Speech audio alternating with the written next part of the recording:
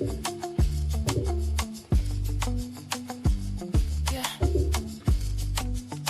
know what time it is. This What's going on? too similar. Contempt is trying to kill you. The dating game is messed up. No accountability, nobody wanna fess up. I'm in it deep, but I don't know if he loves me. Or if he's just here for the company. I spent my last time trying to see it through. Pockets empty, still don't know if you'll come through. We're real familiar, I've seen this play before. Leaving my heart and my wallet at the door. Is it real or just a cycle on repeat? Walking on eggshells on these city streets. And so? This feels way too similar. Contempt is trying to kill you. I know it took me some time to get to the place that you wanted me to be. I'm ready to love Ashley because we are emotionally connected. But it was never you. I just needed to work on me. I'm just looking forward to getting to know her further, just to see if we can take things to the next level. You want a lipstick? I don't care. Be real. I wouldn't even call it cloud 9. We was on cloud 20 because we did the work and we built a bond. We had hiccups in a row, but what couple, what marriage don't have problems? A lot of those small things, that small things to a giant. Got fit with the love bug, Cupid. So. We was able to walk off in the sunset. I love it so much. I love every bit of this whole journey. Am I ready to love? Yes, I'm ready to love Darius. I'm ready to love. Next time on Ready to Love. Welcome to the Ready to Love Detroit reunion. I do wish that I said more, so it's not saying my apologies. Claudia, is there anybody that you would like to possibly pursue? I feel like I tried to connect with him quite a few times. Like when the experience ended, after a while, I was just like, okay, he's not interested. Has anything heated up between you and anybody else since this journey? Maybe. Got to be kidding. Hold up, this is interesting now. What a twist. I'm flabbergasted right now. Everything was smooth sailing. No issues, no problems. I keep hearing past tense. This man was just in my bed 2 days ago. I was inconsiderate with.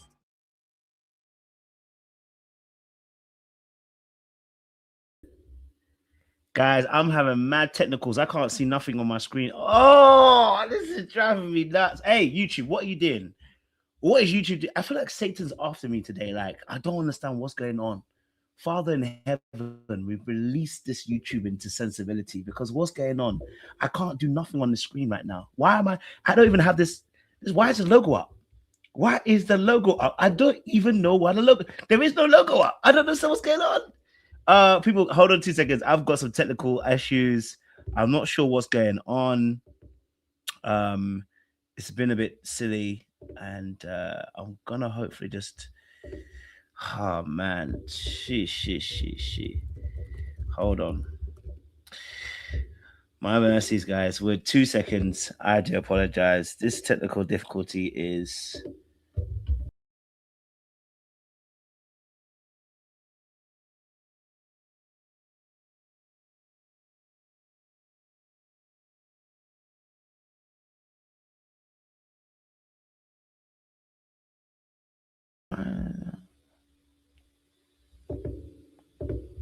I don't even have that photo. Oh, Jesus. Father in heaven. We're back. Freaking hell. Oh, my days. Bro, listen. I don't know what's going on, bro. Listen, YouTube was having a mare. I can't lie to you. This is actually a YouTube issue. This was a YouTube and a StreamYard issue because I was set up ready. Everything was going well. Bro, the picture wouldn't come down. I had taken it down. It was still up. I don't know what's going on. I don't know. But anyway, listen, we're back. Thank heavens, man. Honestly, I was about to quit in a second. I was so angry. I can't lie to you. I just felt like Satan was missing me. And I was like, let me go and pray because this is driving my life off. Anyway, listen, sometimes it doesn't go the way you want it to go. But in the end, you have to persevere through. You get me? But look, let me just say this first and foremost. Ashley, baby. Yeah, Ashley, baby. Let me just say this now. Girl, why did we cry and then go back? You You know, you start, you know, it's like, you know that you know that you've been delivered. I've been in before. You've been delivered, but you go backwards. Born, born, born again. Glad I'm born again. Born, born, born again. Glad I'm born again. Born of the water, spirit, and the blood. I'm glad I'm born again. Born of the water, spirit, and the blood. I'm glad I'm born again.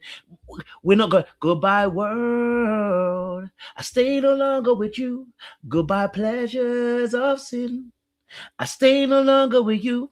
I make up my mind to go God's way for the rest of my life. I made up my mind to go God's way for the rest of my life. Let me just say this first and foremost. Look, I know how easy it is to get caught up.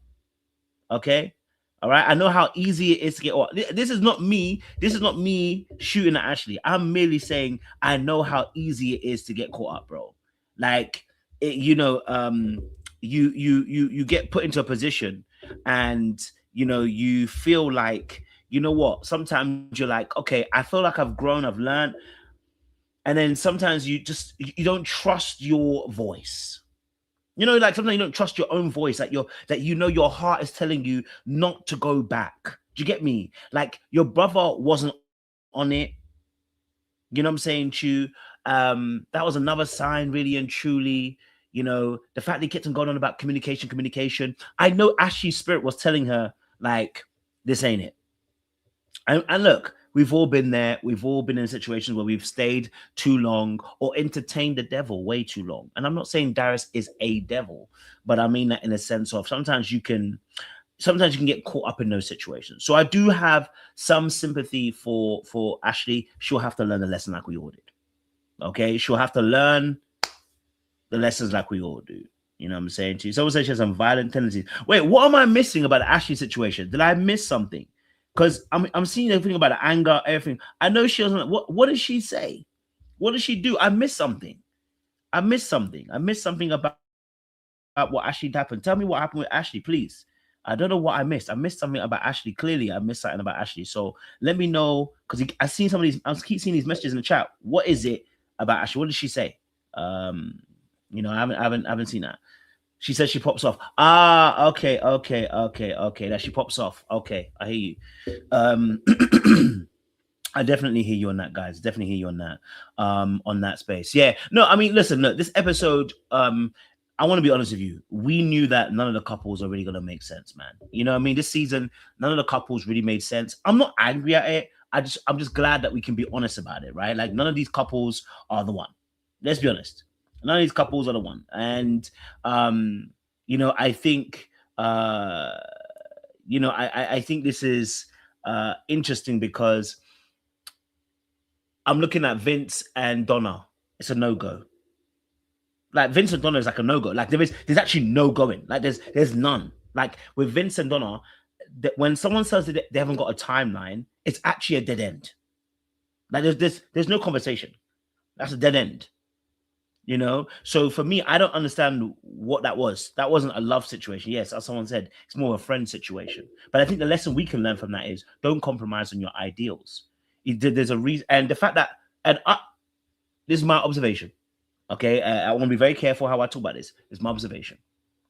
Okay, the energy-wise, I'm going to be very stereotypical when I say this. So I do understand that I may ruffle some feathers. When I saw Donna's friends. Sorry, when I saw her brother and saw the cousin, I said, they didn't strike me as your typical uber masculine men.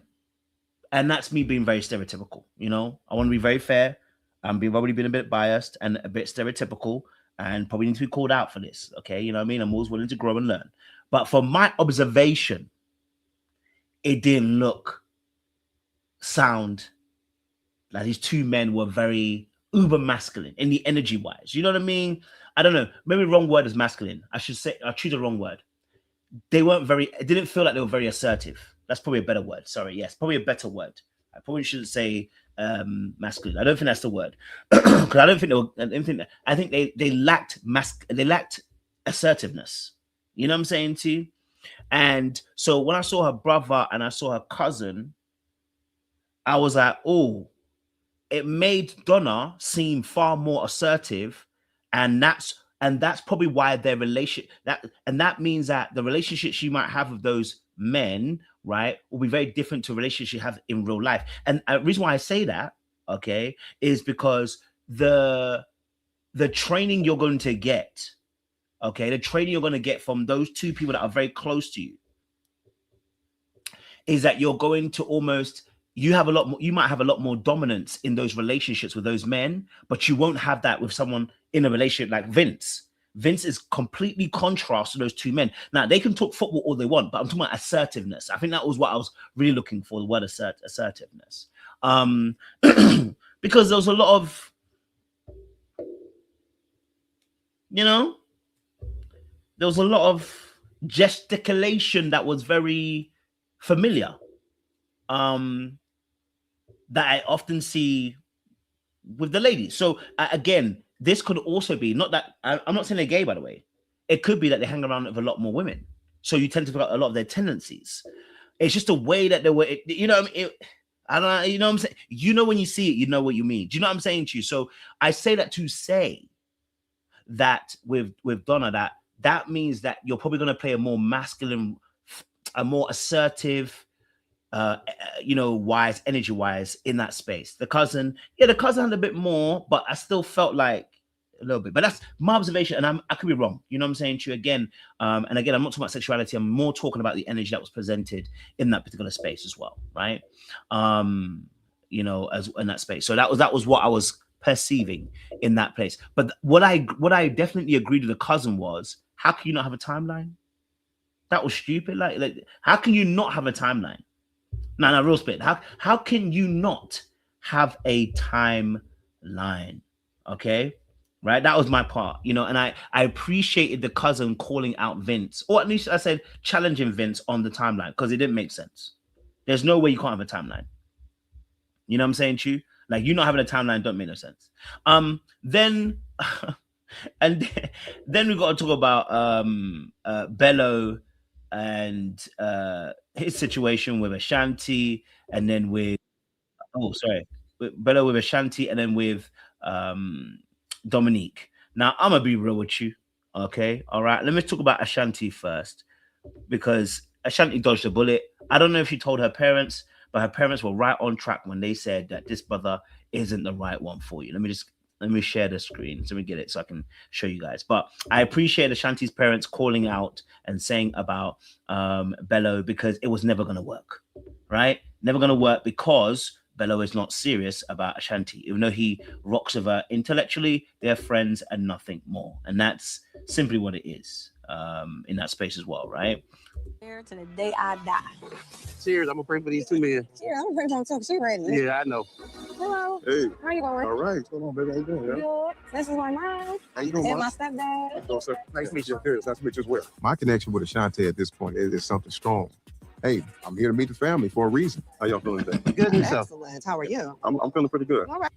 Now, of course, when obviously Darius came along, we know that with Darius, he put on his best performance. He seemed well suited for the occasion.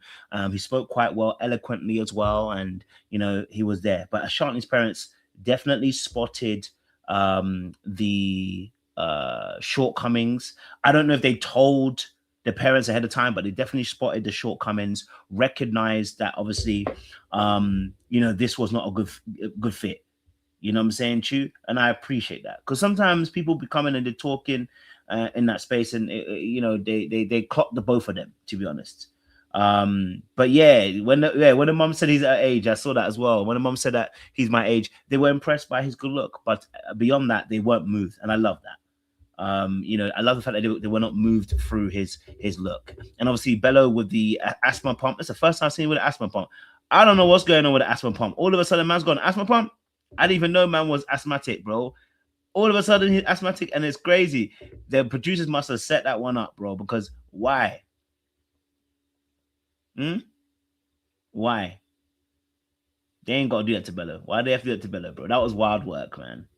To do that to Bello, that was wild work. You know what I'm saying, Chi? Like, I was like, nah, y'all know that was wild work, bro. Y'all know that was wild work, bro. You know, the brother was trying, you know, and the fact that his breath was caught, bro. I said, give the brother a chance. Give him a minute. Give him a second. I said, bro.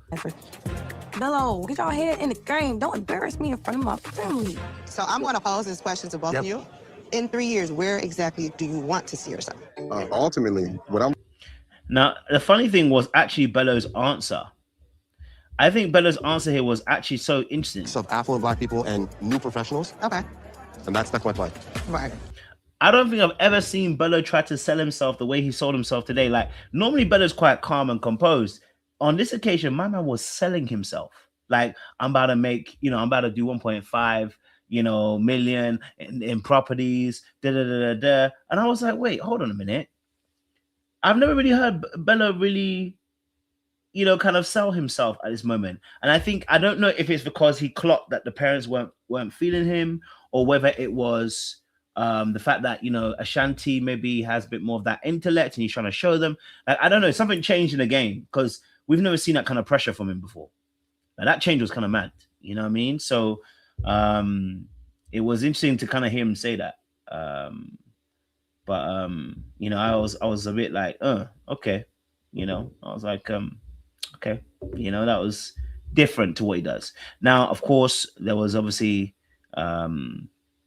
Bello and Dominique. Now, my thing is this, okay?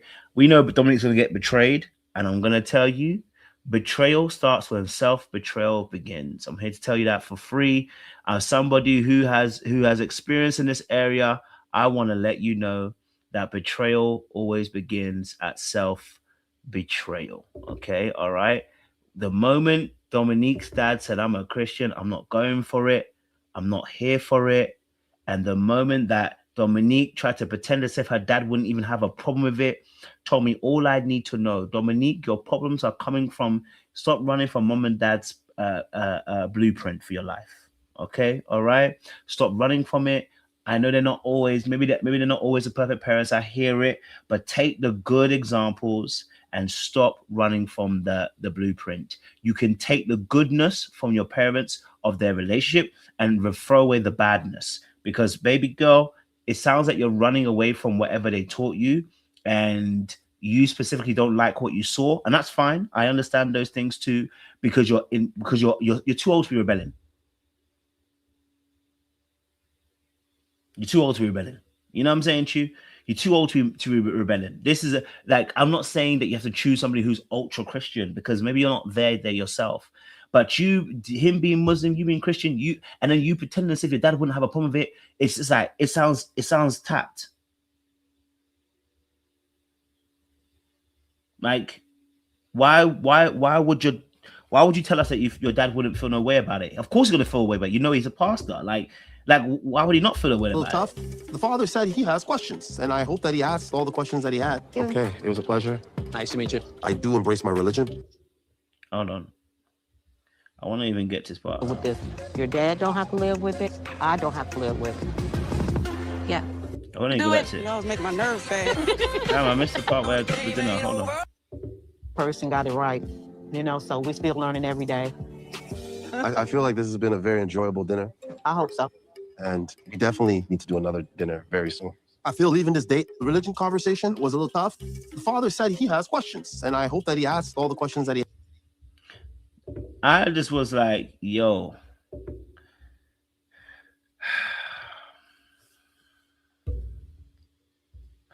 I just think to myself, like, sis, like, I get it, man. We've all been there, you know. We all want to do our own thing. We all want to enjoy. We all want to have fun.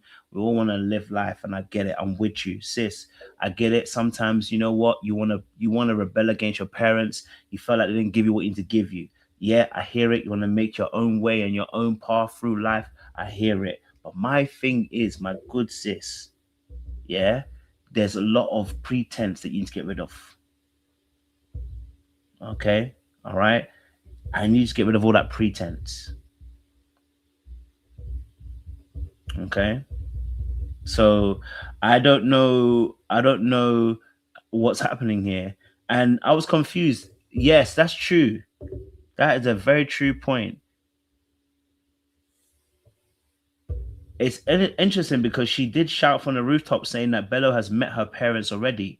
Didn't look like it.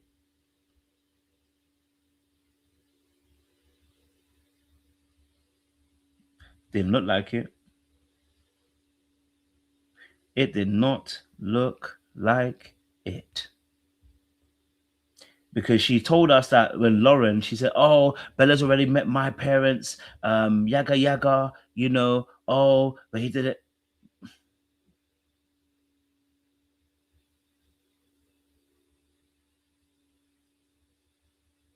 Do you know what I mean?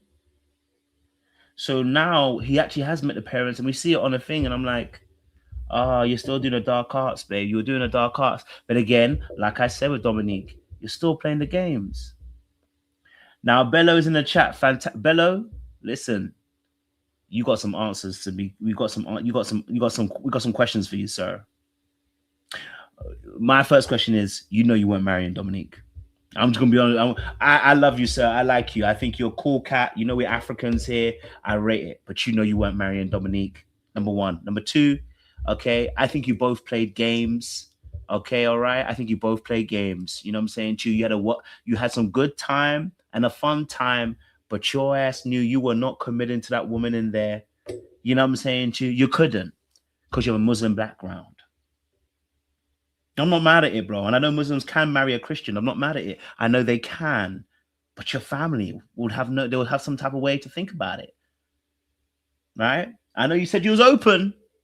But you said you was a practicing Muslim at the end of the thing as well. You said your faith was very important to you. I was like, if his faith is very important to him, this is going to be a little bit political. Good sir. We have questions. We have questions. What happened? Why did you leave her? I heard that you're married already. That's what I need to just be honest. Me, I'm not gonna lie to you. Me, I'm not gonna hold back and pretend as if you get me. I want to say it so you know that I'm not a person who talks behind the bush. I want to know. I heard that you are married. So this thing that you just got married it means a person was in the circumference of your life. You understand what I'm saying to you? We have questions. You know what I'm saying to you, big man? Yeah, we have questions. He said, context, production doesn't encourage meetings off camera because they cannot connect the dots. I agree. I definitely agree. But were you meeting behind them? We know you can't. We know they don't encourage that. We know. But sir, I can't lie to you. I've never seen a brother feel so uncomfortable kissing another woman. I didn't think you liked her like that. I'm going to be honest with you. That's how it looked like to me. I don't want to lie to you and tell you half a story of what I felt like. Let me be real so you can answer the questions. It felt like a bit forced. You know what I'm saying to you? It felt like she was leading you and you were just going with it, but you didn't really want it. You know what I'm saying to you? I don't think you were really there for that like that, bro. You know what I'm saying to you? So I get it. If they encouraged you not to meet, not to meet in meet off camera, I get it. I hear you. I understand. But they tell them every season. And do you know what the reality is? They meet up anyway. You know why? Because people like people. And human beings are human beings. They're going to do what they're going to do. You know what I'm saying to you? So that's my particular thought process. But we have questions. You know what I'm saying to you? Of course, the reunion hasn't come, so maybe you can't answer some of those questions, but I have some stuff in there. So hopefully, Bello, one day you can come up here and answer the questions. Okay, you said you had time to reflect. Now, good sir, we are men here. We're men, so we know what men are, okay? I'm a man myself, you know what I'm saying to you? And as a species of the man, time to reflect is code word, meaning there were things that you ignored in the very beginning that you're saying that when you had time, you finally clocked what you saw. What did you see? No, tell us what you saw, Bello. Because to say that you had time to reflect means that there was things that was happening before then. So what did you ignore? Because I already said this already. I said that for her, she ignored the obvious red flag. You're both of two different faiths. I don't know how she thought she can get away with it. I want to know Bello. Oh, he's on the cell phone chat. Yeah, he's on the cell phone one. He needs to come to the. He needs to go to the big one. You know what I mean? To be able to so you can see his comments. I need to know. You know what I'm saying? I need to know. So, but look. It's not about only Bello today. When the panelists come on, Bello, I hope you can stick around. Okay, because the panelists are going to say some stuff. And by the way, it's going to go on to members only. So guys, if you're not a member, you won't be able to comment in the chat. And today's conversation, it's going to be spicy. So let me play my little clip. Look, I want to play my clip today. Okay, I want to play my AI clips today. Okay, all right. I want to play my AI clips today. So make sure you send in super chats. Make sure you join the membership as well, because I want to play all of my membership videos. You know what I'm saying? I want to be able to say, good evening, this is LBB91 Network. Our top story tonight, and TUT. Wait, hold on. Why haven't you joined the membership yet? I want to play my clips, guys. So make sure you join the membership. I hope you've clicked on the membership. Money is a money sign underneath the chat. Click on it, become a member. I've made it cheap. It's $1. I even forget that I should have made it even £4 or £5 to really gather myself some money. But it wasn't about money. It was about getting you guys into community. Someone has said something. So now I can put my super. Hold on. You know what I mean? My super chat. Someone said super chat. Before I get my people, I got my panelists coming through. So they're about to come through soon. So give me a second. Bello kills me with a fuzzy math regard his child. Child is 14 months old, 9 months in the stomach 2 years ago. No, sir. Bello, this is for you. They said this is what they're saying, bro. You said the maths is not mathsing. And it's not working for them at this particular time and moment. You know what I'm saying to you? So I definitely hear it. You know what I'm saying to you? And thank you for the super chat. You know, y'all sending super chats. Keep them coming. Okay, all right. Don't let me keep playing my super chats. Thank you very much, J Mars 9737. We appreciate you. Keep the super chats coming because I want to keep on playing my AI clips. Okay, all right. I want to play my AI clips. Okay, all right. I want to play my AI clips, and I appreciate you. All right. But yeah, that's a simple thing, you know. So I was a little bit confused by that, Bello. So if you know, hopefully we can clear those things up. Maybe we'll get an interview later on. But and last thing before I can invite Elson and Seaway, and I'm sure that others will join us in a few minutes as well. You know, I think also you know, I think the thing here with also Ashley and Darius also is a massive issue. Yeah, I see you, Jay. Love. Not even Darius. Sorry, yeah, the Darius and the Ashley situation is that Darius also, you know, with Ashley, he didn't necessarily put the pressure on Ashley per se. You know, this is actually Ashley's decision. So that's something that she has to reflect on and go and do some work on. The Dominique situation, she wanted to win. That was her major thing. Her thing was if she can beat the other people. And that was also going to be her biggest regret. And this is why I would say to anybody that if you're serious about finding a long-term partner, that the tactics Dominique used work only for short-term partners. That is why playing the game doesn't work. Right? So Dominique won the battle, but she not won the war. And the reason being is because whenever you play a game to get somebody, usually the end result is another game. So I want to encourage you that many of us have been taught we have very good skills when it comes to manipulation. We have very good skills when it comes to enticing and seducing people. You know how to talk. You know how to present yourself. You know how to attract a man or a woman. You know exactly how it goes. But if you're struggling in that part where it's not, if you're struggling in maintaining partners, it isn't about the fact that it's not about your ability to attract. It's your ability to maintain, which is all about authenticity. And you need to stay in a place of authenticity so that you don't play the game. Relationships aren't games. When you play games, you're ending up in situationships, relationships that are not long term. They're for the short term, and oftentimes you can't stop playing the game because that's how you got the person. So I want to encourage us all, like, to move to a place of vulnerability rather than moving to a place where we're consistently on the defense and trying to play a game to try and win. And that's what ended up happening with Dominique. She then tried to fight Lauren, even though she had the beat over Lauren. She didn't need to fight Lauren, but she had the beat over Lauren. Had she maybe focused on herself and focused on her emotions, and this whole, I don't need to get married, but I want to get married, it's nonsense. You want to get married. What are we talking about here? You know what I'm saying, Chu? Right? We're being duplicitous. Choose a lane, you know, because all that ends up happening is you then end up not really being concentrated on what you actually need as well. Donna, as well, you know, I hope that she ends up choosing herself after this, because choosing someone like Vince who just likes to argue all the time is stressful. Vince is a constant nag, and you know what? I'm kind of glad that Darius called him out, because it's annoying. Okay, it is annoying. After a while, you're sick and you're tired and you're bored and you're annoyed. Vince, get it together.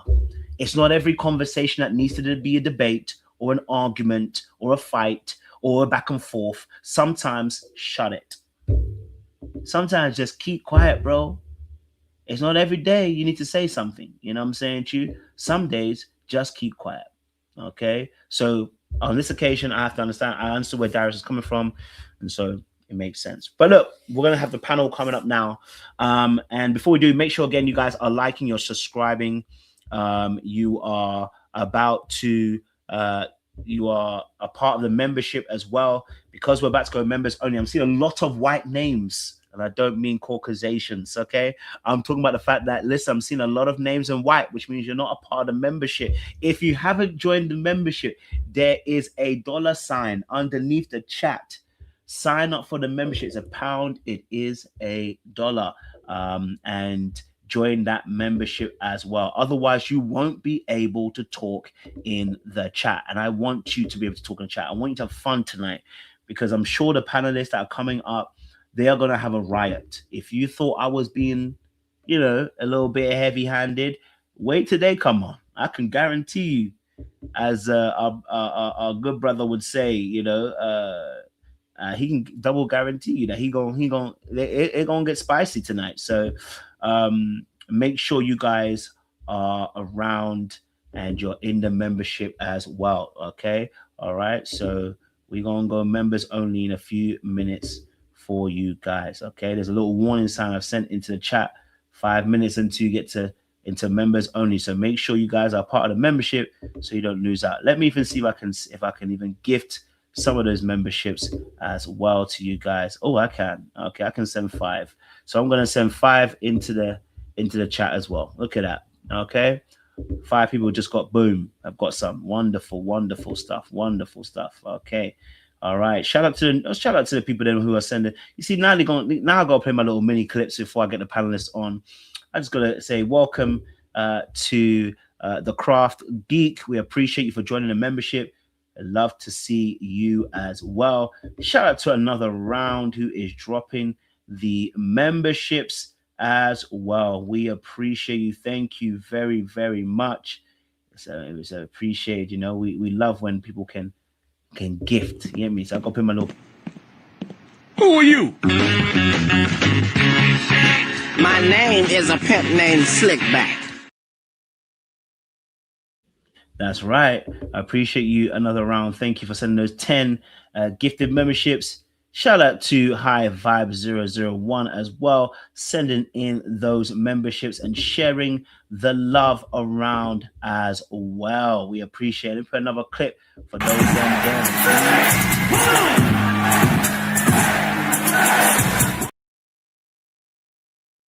Anytime I get to play those clips, man, I get excited. I can't lie to you.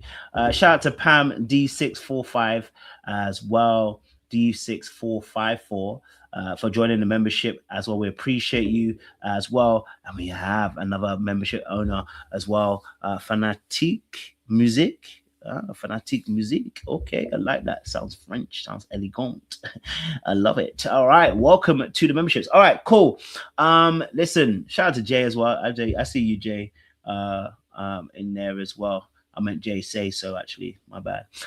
It's good to have you as well, bro, in here. All right, cool. So listen, we're gonna get a panelist on the panel now as well. You know, I gotta do my little intros. First person to come on here, you know who she is, bro. You know who she is, okay? Opinions can sometimes be left or right or up or down. Just know that she will be a contrarian when she needs to be, okay? She is liable to give you a hard truth when we all need it, okay? All right? Sometimes it's a shot in the dark, but sometimes the dark needs a little bit of light, and we appreciate our panelists on here as well. So I've got my little... Ladies and gentlemen, El Contrario, introducing LC. I haven't changed it. I just realized I didn't change it to a new one. Damn. I've changed it to El Cid. But welcome, El Cid. I hope you're good. Greetings. Greetings. Good to see you. Good to see you. Oh, gracious. My next panelist coming up as well. It's always a pleasure because there is only one way. Okay, all right. There's only one way. Okay, and I'm not talking about salvation because there's only one way in salvation, but I'm talking about the relationship talks. There is only one way. You know who she is, and if you don't, you're gonna get to know. Ladies and gentlemen, coming in heavy, introducing our guest speaker, My Way, the Only Way. Welcome, C-Way. How we doing? How we doing? How we doing? I'm swell. I absolutely love that. Hello. We just need a little remix for you from a certain someone, but I won't mention the name. No, please don't. Let her rest. Thank you, C-Way. And my other panelists coming through, you know what I'm saying to you, sometimes, you know, when she comes on the panel, you know, we all get a little bit intoxicated, even though I don't drink, you know, she likes to mix things together, you know what I'm saying to you? And by all means, she's going to pour out a little bit of truth, bit by bit.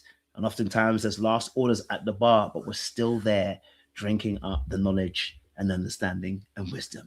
My next person, if you don't know who they are, you're going to get to know who they are. Ladies and gentlemen, introducing the tomboy who is sexy, Jay. Welcome to the panel, Jay. How we doing? How we doing? How we doing? I swear I'm gonna have to go back and clip all you just said and put that on my page. Like, I love all that. I love it. You know, I appreciate you, Jay. It's good to have you all on board. I'm sure the deacon is doing what the deacon does best. As always, he is circulating and praying for the panel, and he will be here in spirit as he always is. But this episode 12, it is, and we got to see the people choose people. This year, there was no bridges. So there was no bridges, but we were in a forest. We were by a building, and we got to see some people who decided to choose each other. We had Darius and Ashley. We had Bello and Dominique. We had Donna, and we had Vince, who chose each other.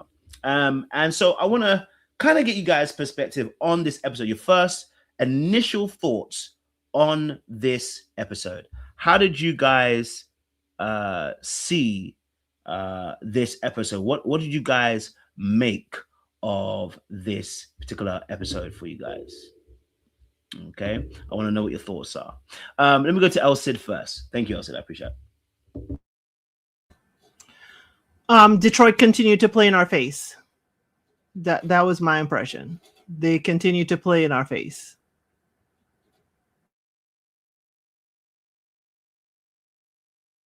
I mean, it definitely could have been an email. It definitely could have been an email, but I mean, it was a cute little wrap up. It was a cute little wrap up to whatever this season was. I mean, it gave us something. It gave us a little something. I'm over here feeling like this is not the final of the season when I'm just learning about people. I'm just learning new things about people all in this episode. I didn't know Shanti was the only child. You know what I'm saying? I didn't know it was 2 years ago Bello had his baby. You know what I'm saying? Like, I'm just learning all kind of new stuff. You know, I thought Dom's daddy was cool with Bello, you know, but all the things, I feel like this whole season of a whole was kind of a waste of a season, but I did manage to find some things we can learn about in this episode. So we'll get into it. No, I definitely hear that. I definitely hear that. And before we obviously kick off, of course, as I said, the deacon has arrived, guys. The deacon has Y'all arrived. does not get no intro for being late. You need to push some promptness on him. This is crazy. He texted me to be on time. Make him pay some time. Make him pay some time because he's intentionally late. You know he's intentionally late at this point. He's doing it on purpose. That's what kills me. This is How do you get change in behavior if there are no penalties? Oh, I'm trying to give the deacon grace because because this is I'm starting off the new intros, isn't it? You get me? So I'm gonna give him some grace. It's also because of you though, Kojo, because you be yapping for a long time and he don't want to be sitting in the back. He don't know how long you finna be yapping, either 5 minutes, 15 minutes, 25 minutes. So he don't want to pull up. That's true. Now see, here go C-Way covering her for her brother and stuff like that. Cause Sean don't care if he's yapping or not yapping. Sean don't be late. So then we all can be late. If this is it, I mean, we could all be late. I mean, it is always an option.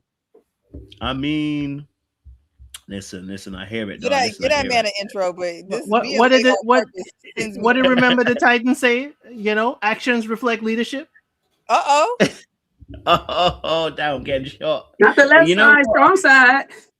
I deserve it. You know what I mean? I'm not mad at it. I have to take it. It's on me. You know what I'm saying to you? It's on me. I have to take it. You know what I'm saying to you? You're absolutely right. It starts with the headship first. So, you know what?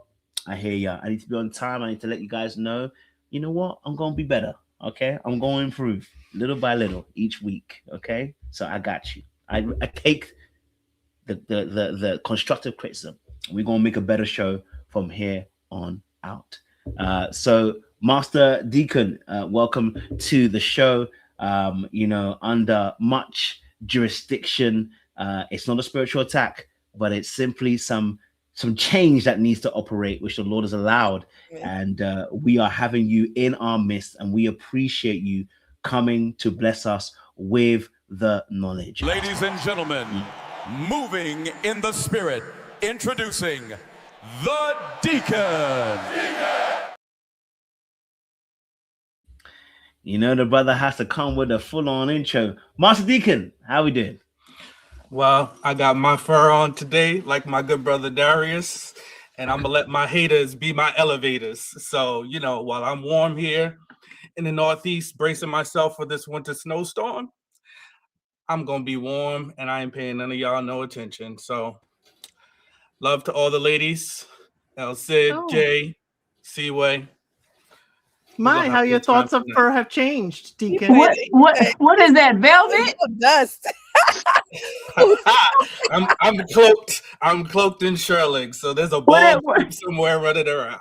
What is that, velvet? Is it a chinchilla? This is real, unfortunately. Is it a chinchilla? Is it gorilla? Is it what we got? This is the gorilla. I said I'm gonna go on and get me a gorilla now. How about that? Oh, you know he ain't worried about nothing that I'm saying. It's going in one ear and coming out the other. Can we check Abby's fur? Is Abby still clothed? Oh, now y'all know I would never. Abby is white. Abby is Caucasian. My dog is not white. We've already gotten past this. She is apricot colored. Okay, so she's a 613, but she's definitely not black or whatever color that is. She got a Janelle hair color. Yeah, she's 613. Good night. Shout out to Abby. Master Deacon, we just want to get your original thoughts on this episode. You've taken a few hits so far, but what's your thoughts on this episode, sir? Well, that's why I decided to wear my shearling and take it out the back of my closet, because clearly, if you cloak yourself in fur, the ladies will flock to you. So I want the ladies to flock to me, because it seems like all the options come to those who's wearing animal skin. So I'm tired of fighting. I fought the good fight.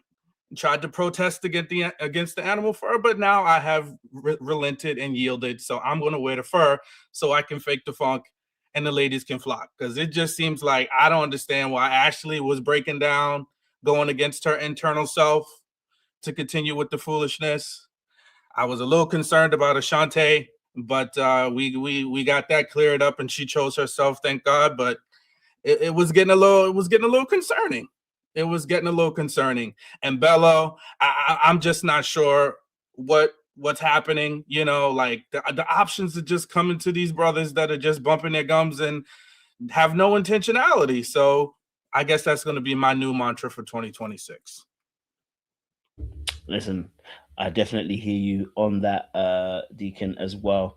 And thank you for your submission. All right, let's talk this episode, you know, because the first thing we've got to talk about is the beef between Vince and Darius. I want to get your thoughts, man, because, you know, obviously Vince decided to take us there, you know, and decided to challenge Darius on him not understanding the question. It was a beautiful experience, though, overall. That you wouldn't do again.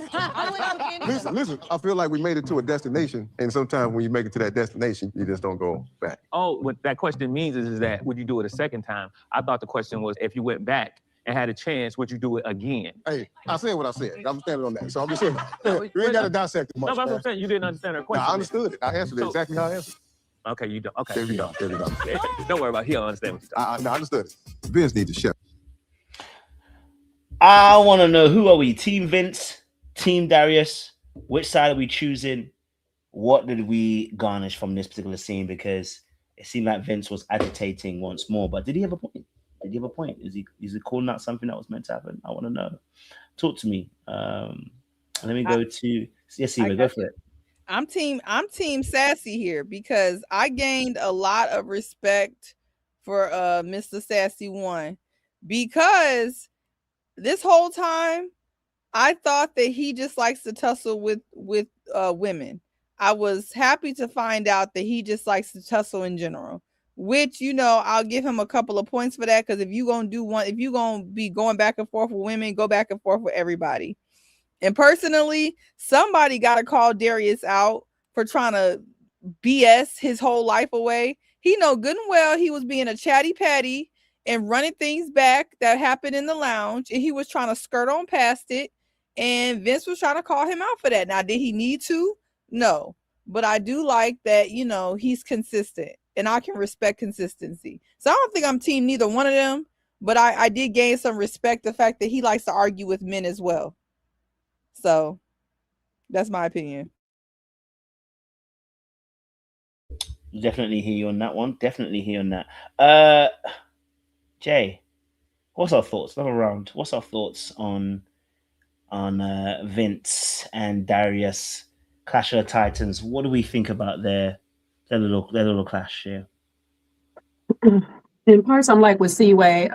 Darius need to be called out, and it does help you see that he will skirt around some questions that are being asked and dance around them or answer them the way he feels like they should be answered. However, on the flip side, Vince seems to lack the art of nuance, understanding there is nuance in the world. And if he was a cop like the rumor mills is saying, ex-cop like rumor mills is saying, I get why he is the way he is, because a lot of times they have an agenda fixed in their head or a notion fixed in their head, and all of their questions are posed to a certain answer. So if you don't answer that question, they'll answer it a certain way that they want. They'll keep answering the question over and over to try to get you to answer the way you want. So parts of me understands how Vince thinks and operates, but he is so freaking annoying. So annoying. Ain't no way this could last in a relationship all day long. You got a whole opinion of what you want me to answer or where you want me to answer. And if I don't answer like a certain way, you're going to just keep asking me or annoying me about the question. Boy, please go on somewhere. Okay?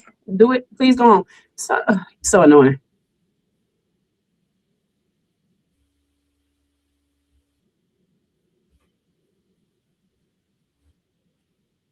Y'all just gonna sit there in silence? Y'all ain't gonna say anything? I was waiting to see who he wanted to go next. Go for it, Elsie. My thing froze for a second. That's why I didn't respond. Okay. If we listen to it, because I re-listened to this scene and with closed captionings, Dom also said that Darius didn't understand the question. So even with all the chatter over that, she's like, yeah, he didn't understand, but that's why he pressed on. I said what I said.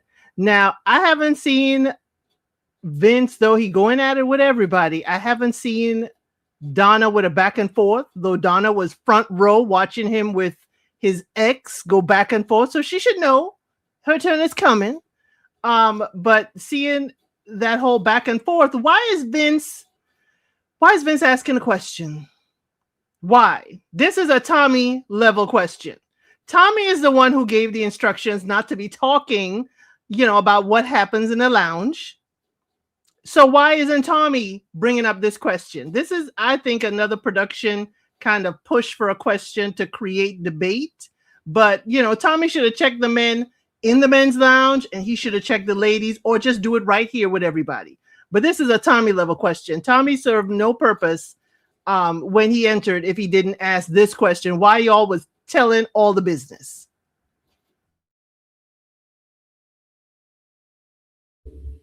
I hear it. Master Deacon. Yeah, I mean, I'm glad he did it. I don't know if I have a side similar to, what everybody else has shared. I don't necessarily have a side, but I do think Darius has a way of just skimming the surface of things and not really going deep. I think the question started with, would you do it all over again? I think that was like in the full clip is like, if you could do it all again, would you do it all over again? And he kind of, started talking about the fact that he had 10 options. And then Darius was, then Vince was like, well, you didn't have to choose all 10 people. So I think we definitely have seen Vince be exacting and just kind of being argumentative. So I think that's nothing new, but I think this is the first time I've really seen somebody challenge Darius on his way of thinking and really see how it all unfolds. And unfortunately, when somebody devolves into anger, that really means what he was saying was true. He didn't understand the question, or he wanted to avoid, and that's why he used the answer that he used. So I liked it because it uncovered a little bit about Darius, and it kind of just scraped below that surface of this is what happens when you start peeling back the layers of somebody who's like sticking on the surface. They get frustrated and angry because if you can answer the question, or if you don't have a problem, like sometimes we don't get it right. That we see this on the panel. Sometimes Kojo throw out a question and somebody starts going all the way to Africa unnecessarily. It's like, oh, hey, okay. Didn't you really back in? It's like, oh, that's what y'all meant.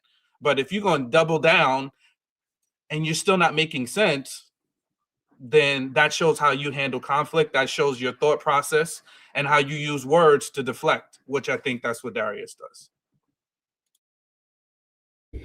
Definitely hear you on that, guys. Definitely hear you on that. All right, let's move on to the next scene then, because of course the first scene that came up was Bello and thing, but you know what? I'll save them to no.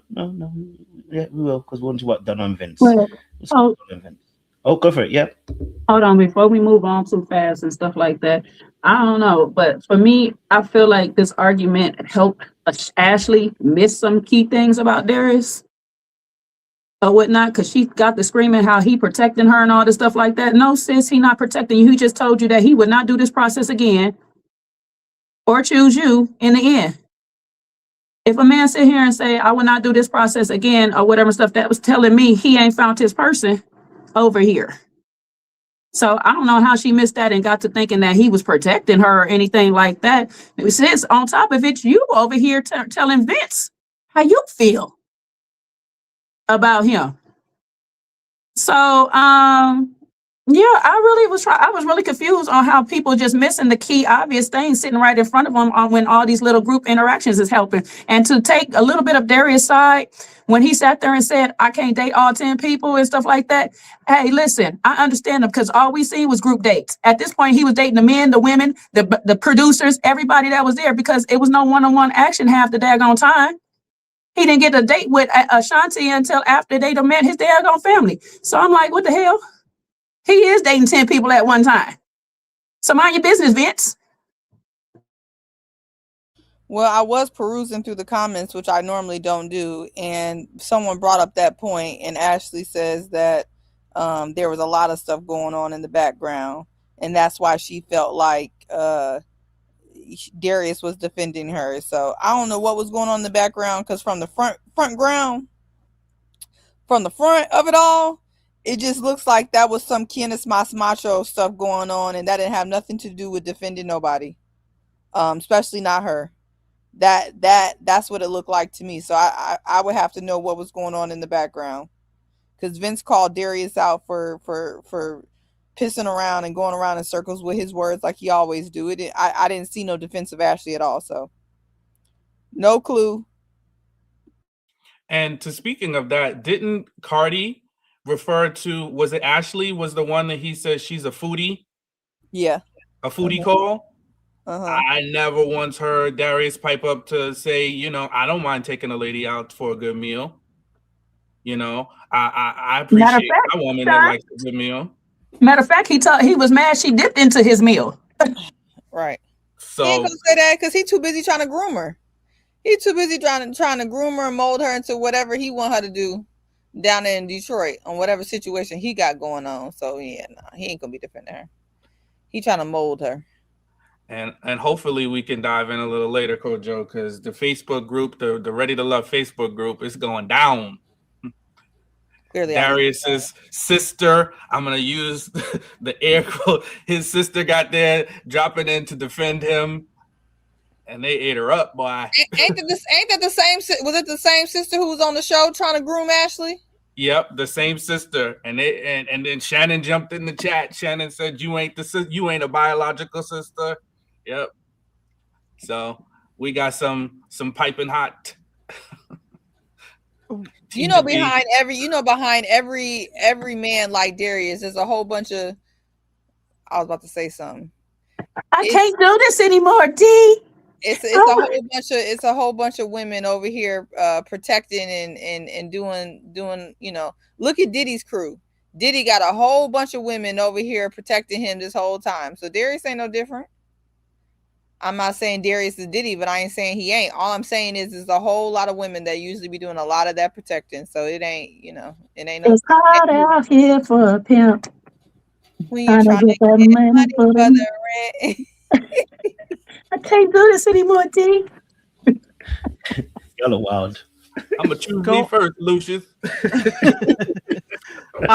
Going back to the comment, because Ashley said the whole foodie comment, that says there was a leak out of the men's lounge. I mean, and who would have told her? Cardi could have told her that he said that, but it was, based on what she brought up in the conversation, it was legitimate. Like, okay, since you talked about what's happening in the men's lounge, what's going on? But I agree, Ashley read that wrong. He was not protecting you. He was not at all protecting you. He was trying to protect himself because he was the missing link. I told you the panelists are going to come hot today, boy. All right. Hot on the trails and the necks. Okay. That wasn't hot. Oh, it was a little bit spicy. I mean, we ain't got there yet. I know you're going to go. I know you can turn up a notch. I'm just saying it's a little spicy. Nothing wrong with that at all. I'm not complaining. I like a little bit of spice, All right, cool. So let's move on to our next discussion. Of course, we're talking about Vince once more and Donna and this conversation around timelines. It is. That's integrity. Do you have any questions for them? Me and Donna's big thing is her timeline. Yeah. I want to know you guys' opinion on her timeline. I think that it's a really tough balance. There's so many variables at play. I think it's important to have flexibility. Time is the most great commodity we got. So I actually am kind of on par with Donna. You need to share your timeline. What if you don't have a timeline? What if it's just like, look, I like you. I want to get to know you. I don't know how long that's going to take. You can go through a whole year and not get in a heated debate.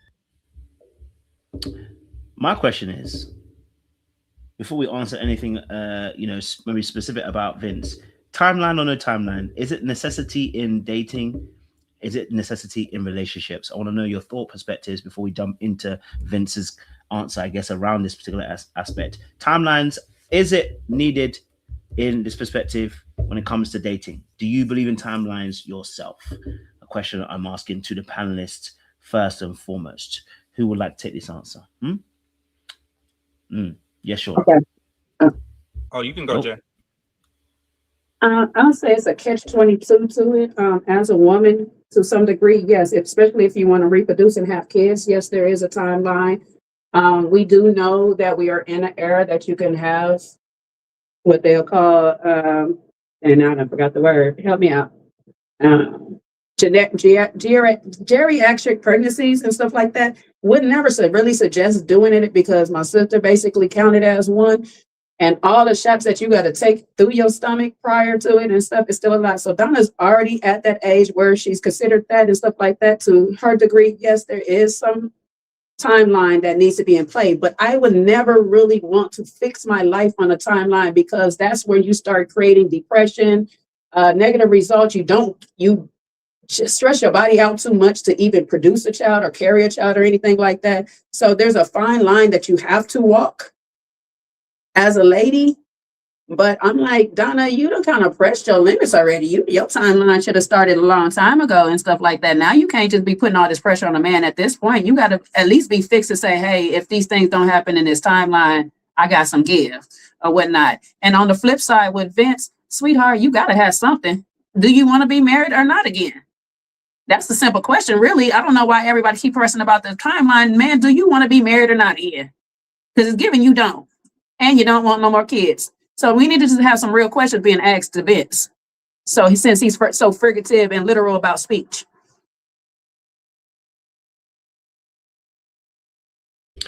Master Deacon, go for it.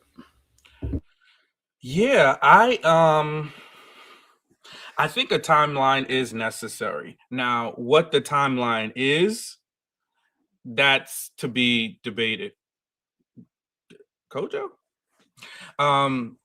So I'm not sure. You know, like I think Donna's timeline is quite expedited, but I don't think she should throw the baby out with the bathwater and jump all the way to Vince's side either, because Vince doesn't seem like he has any timeline. And I think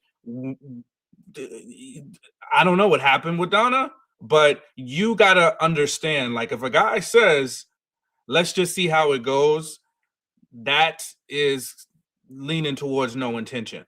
You know what I'm saying? Like, and Vince has already expressed he could do or do without kids. He don't seem to be too anxious to get married. And those are all things that Donna wants. So clearly they are misaligned. So you know, again, I think her timeline might be a little expedited or a lot expedited, but I think she should have one, right? There should be a point where you're like, okay, this is, we know where we're going and have some direction. It shouldn't just be reckless abandon, you know, not in our 30s and 40s, maybe in our 20s and our teens, you can just kind of go with the flow and see where it lands you because you have time on your side. But I think we need some definition and we need some guidelines for sure. Yeah, I think it's a fine line between, actually it's really not that fine. I think there is a line between making sure that you're equally yoked and making sure that you're aligned and on what your goals are, and being a woman that either focused on her career or didn't find a good man her whole 30s, and now she's trying to put a man on an express plan and a plug and play. And to me, you can't try to plug and play every man, or just as soon as you meet a man that you like, trying to plug and play him into a 3-month, 6-month time frame, talking about you want to move in with a man that you barely even, know like that. It gives not stable. It gives like you're not thinking this all the way through. Now, there's nothing wrong with as a woman saying, hey, like I'm looking for something serious. I'm looking for a man who's intentional about me. And I'm not going to be sitting around waiting for you to show me your intentionality. I want a man who wants to be married. I want a man that wants to have kids. There's nothing wrong with that.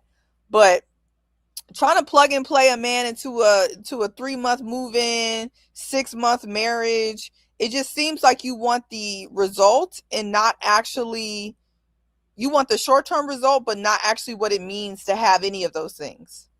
And so that's where I feel like you effed up at. And I actually commend Vince, so I'm going to say something positive again, for being firm and being very clear about his intentions. And so Donna can never say she was tricked, bamboozled, none of that. She knows what it is, and she's voluntarily going along with whatever she says she don't want. And that's on her. And if I'm Vince, it's a red flag that Donna's trying to plug and play any man she meet into this strange timeline, in my opinion.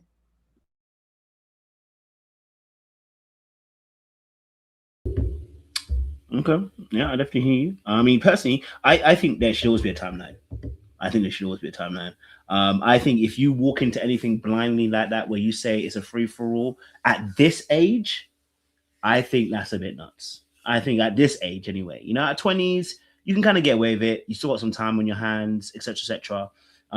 But at this age, we're 30 plus, you know, where time is a commodity, as a cousin said, it is precious.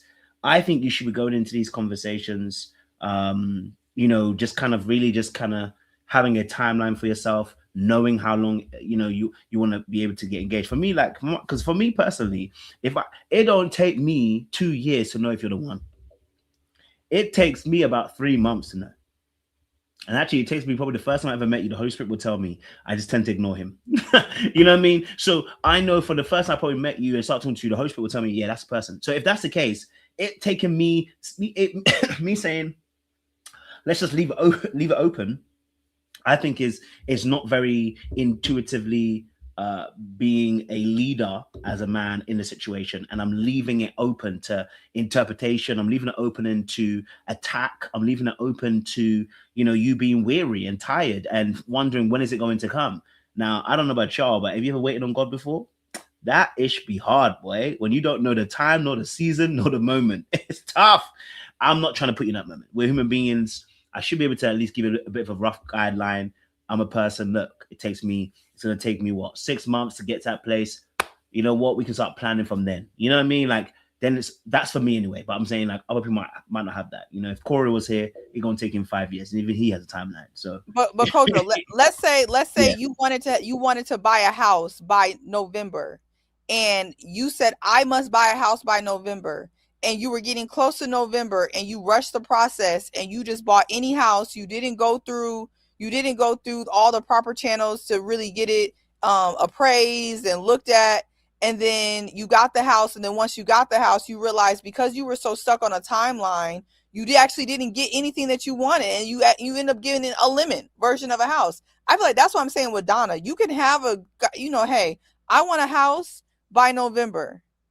And I'm working towards that, but I want to make sure I get the right thing. I think a lot of women, they're so focused on the wedding and the kids and the white dress that they're not actually taking the time to properly evaluate these men. And I don't think you can when you go into a situation like, I want to move in with a man in 3 months. How do you know that? That's just insanity. And can I add on to what you're saying, C-Ray? Because that's kind of like what I'm saying too. But on the flip side of it too, is that you don't want to be so daggone rigid in your timeline that one, like C-Ray saying, you missing the red flags or the things that people are saying. But you also need some kind of help on the thing. So if the man is giving some type of outline, which Vince is not doing, you might be able to loosen up some of your time frame. So they're both going to be fixed in this stance or whatever. Is like, well, I needed this in a year. Well, I'm never going to give it to you or whatever and stuff like that, because neither one of them are compromising on any form. Donna is like, okay, give me a year or whatever and stuff like that. If Vince just be like, hey, listen, I can't give you a year, but I promise you, I do want to be married. I would be okay with her final decision in this thing, but we never got that out of Vince either. We never got that he actually want to have more kids. He just said, like, I'm okay. I guess. I mean, maybe. But that just means he going to continue to waste your time, stall you out, waste even more of your time until you just sit there and decide, well, I guess it's too late for me to have any. I guess we just been here for 20 years. We common law at this point. We just settle here. So I know we ain't at the end of it. I just didn't understand her stance of choosing this when you actually have a fixed timeline and he's giving you absolutely nothing to work with. No, I definitely hear you. I'm not even. I wouldn't necessarily even disagree with you. I think I think you guys are saying another point which I can also rock with in that particular aspect. I think if you're talking specifically about Donna, I'm with you. I think Donna is a plug and play in that aspect. I think though with Vince in general, I think he likes to leave things open. You know what I mean? And so I think if you're having it as a principle, I shouldn't say I think, this is what I believe. As a principle, I believe that he should himself have a timeline. Why would you not? As a man in any dating field, you should have a timeline, right? Because you don't want to waste your own time. You know what I mean? And maybe it's for me again. For me, if I'm really honest, in the space that I'm in right now, it doesn't take me 2 years to vet you. It really doesn't take 2 years to vet you. And I'll tell you why it doesn't take 2 years to vet you. Because when I'm actually listening to myself and paying attention to what I actually need and not betraying myself, not compromising, not pretending that this will be okay, I recognize that a lot of people don't even fit that spectrum. They don't even fit the I'm trying to put a square into a circle. They don't fit. So I think when we are latched onto our own integrity and sticking to our principles and our standards, you should have a timeline, because it should be like, okay, I don't want this man to play with me. You know what I'm saying to you? Like, you may have a thing where it's like, okay, like for me, a man should be within the year, should be able to say, okay, he's going towards that, or within 6 months, he should be going towards that. I wasn't going to move on. And I don't think there's anything wrong with that, because the person that wants you is not wasting time. You know what I'm saying? And I think as men, when we know, we do not waste time, bro. We don't like to waste time, especially at this age. When we know. But I agree with you in terms of Donna and Vince. She's plugging and playing, and at that point, it's a very different scenario. So I won't disagree with you at all. I don't know if Elson and Deacon want to add anything as well in there, or because some good points. If man or woman is telling you they have no timeline, they have no time for you, because they're not telling you how you're going to fit into their life, how they're going to move forward and see a future with you. So my question to Vince would be, why are we here? I mean, the point of the show for me is not ready to get married. It's ready to date exclusively. So my thing is, what is Donna's point in choosing you? Where are we going?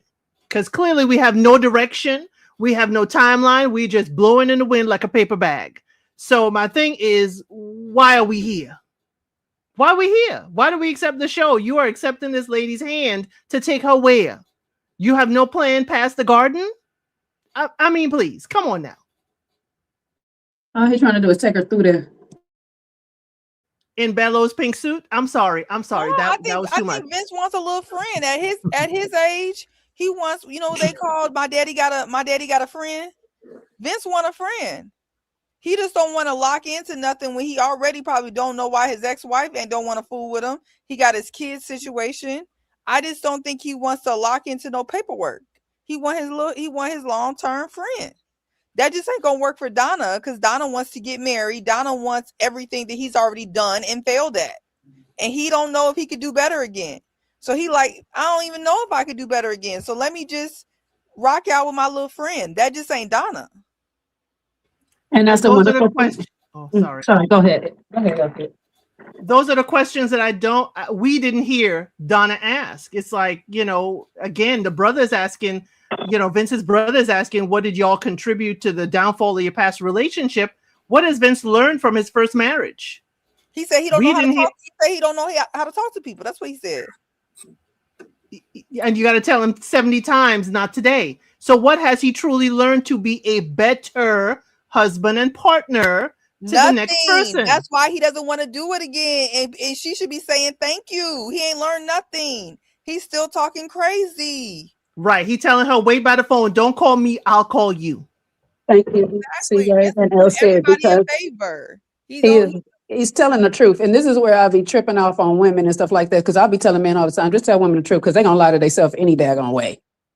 And then at the end of the day, it's not on you. It's not going to be on Vince at the end of the day when this don't go well, because Vince sat there and told her at the very end, hey, listen, if you willing to wait on me, come through. I got you. And she said, okay. You know what I'm saying? She gonna betray herself. This whole finale was the art of betraying yourself, because all three of these ladies decided that they're gonna betray themselves at the end of this daggone show. And that's what they did. You got a fixed timeline, ma'am. You're sitting here saying how you want to be moved in by 3 months and stuff. And I'm not saying that you should do it, but there's a person out there that will do it with you. But you rather lock yourself in with Vince, knowing damn well he's not trying to do any of the things that you want to do.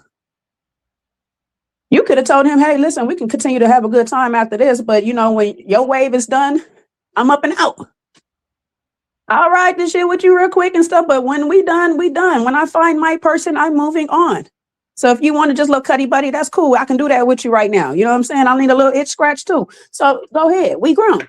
But to sit here and listen to this man literally tell you, hey, I am not about to move an inch towards your timeline. Do what you must, miss. She should have did what she needed to do and did.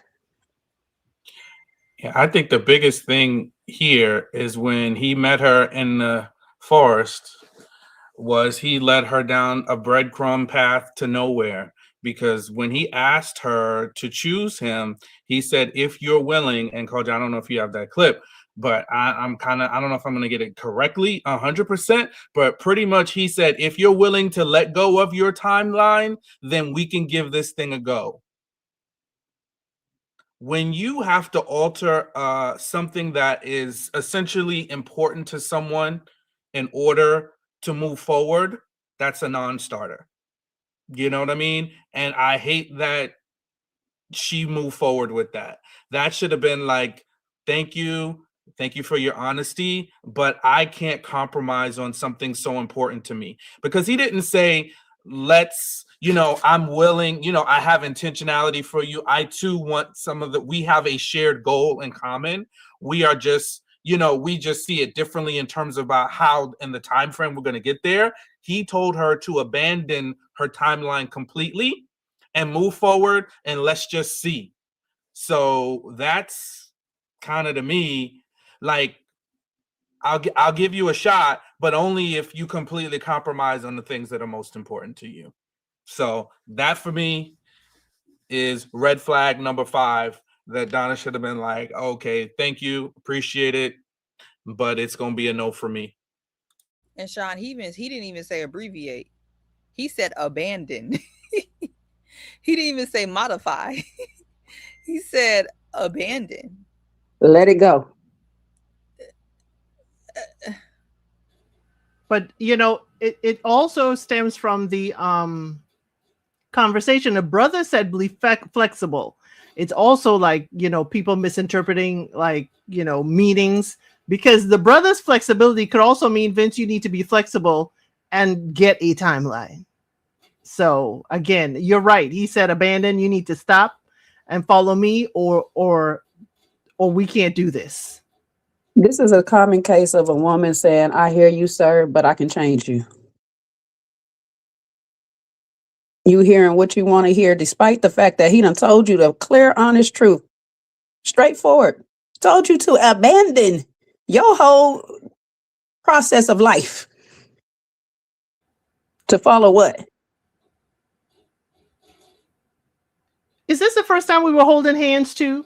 Did we even get a kiss on the cheek like Lauren gave us? No, they smooched. They smooched a little bit when he was clowning her about her outfit choice on that date outside. So not even at the decision did we have any kind of, okay, where's the romance of it all? But can I say something? So I think it was last name first says, I blame both, because Vince knew that, you know, she would compromise and he chose her anyway. This is my thing. Why do we expect other humans to treat us better than we treat ourselves?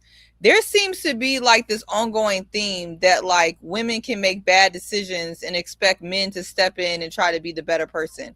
If this man has told you everything that works best for him and the way that he wants the relationship best for him, and you told him what works best for you, and he tells you, well, we can do this if you're willing to compromise or you're willing to abandon it, and you go along with it, that's completely on you and not on him at all. It is not Vince or any other man's responsibility that women have a lack of boundaries, a lack of standards, and low self-esteem. Because at the end of the day, humans are going to do what's best for them, period, most of the time. And what's best for him is him having a little friend that he can kick it with, talk to, cuddle with, chit chat on the phone, be a chatty patty on the phone, whatever the grown people do. That's what he wants to do. He doesn't want to get married, and he really probably doesn't want any more kids. Donna signed up for that. She's a 38-year-old mathematician. If she wanted to be slow in her off time and her free time, that's on her. She's not a child. And you know, I love first name last. So this is not a shot or dig to her or anything like that.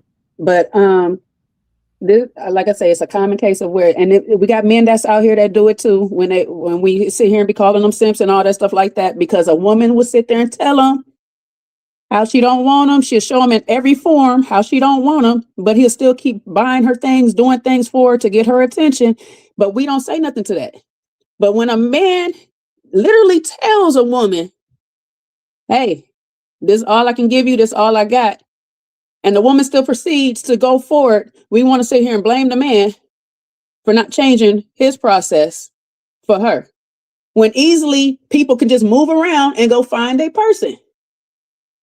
Stop trying to force relationships. If you just want a little cut on the side, go ahead and cut. You ain't got to make a whole relationship out of it. Not that I'm promoting, unmarital sex, but I'm just saying, if you're out there doing it, do it. I just want to make sure when she shows up at his place in the U-Haul 3 months from now that he didn't just, not show up. That's all.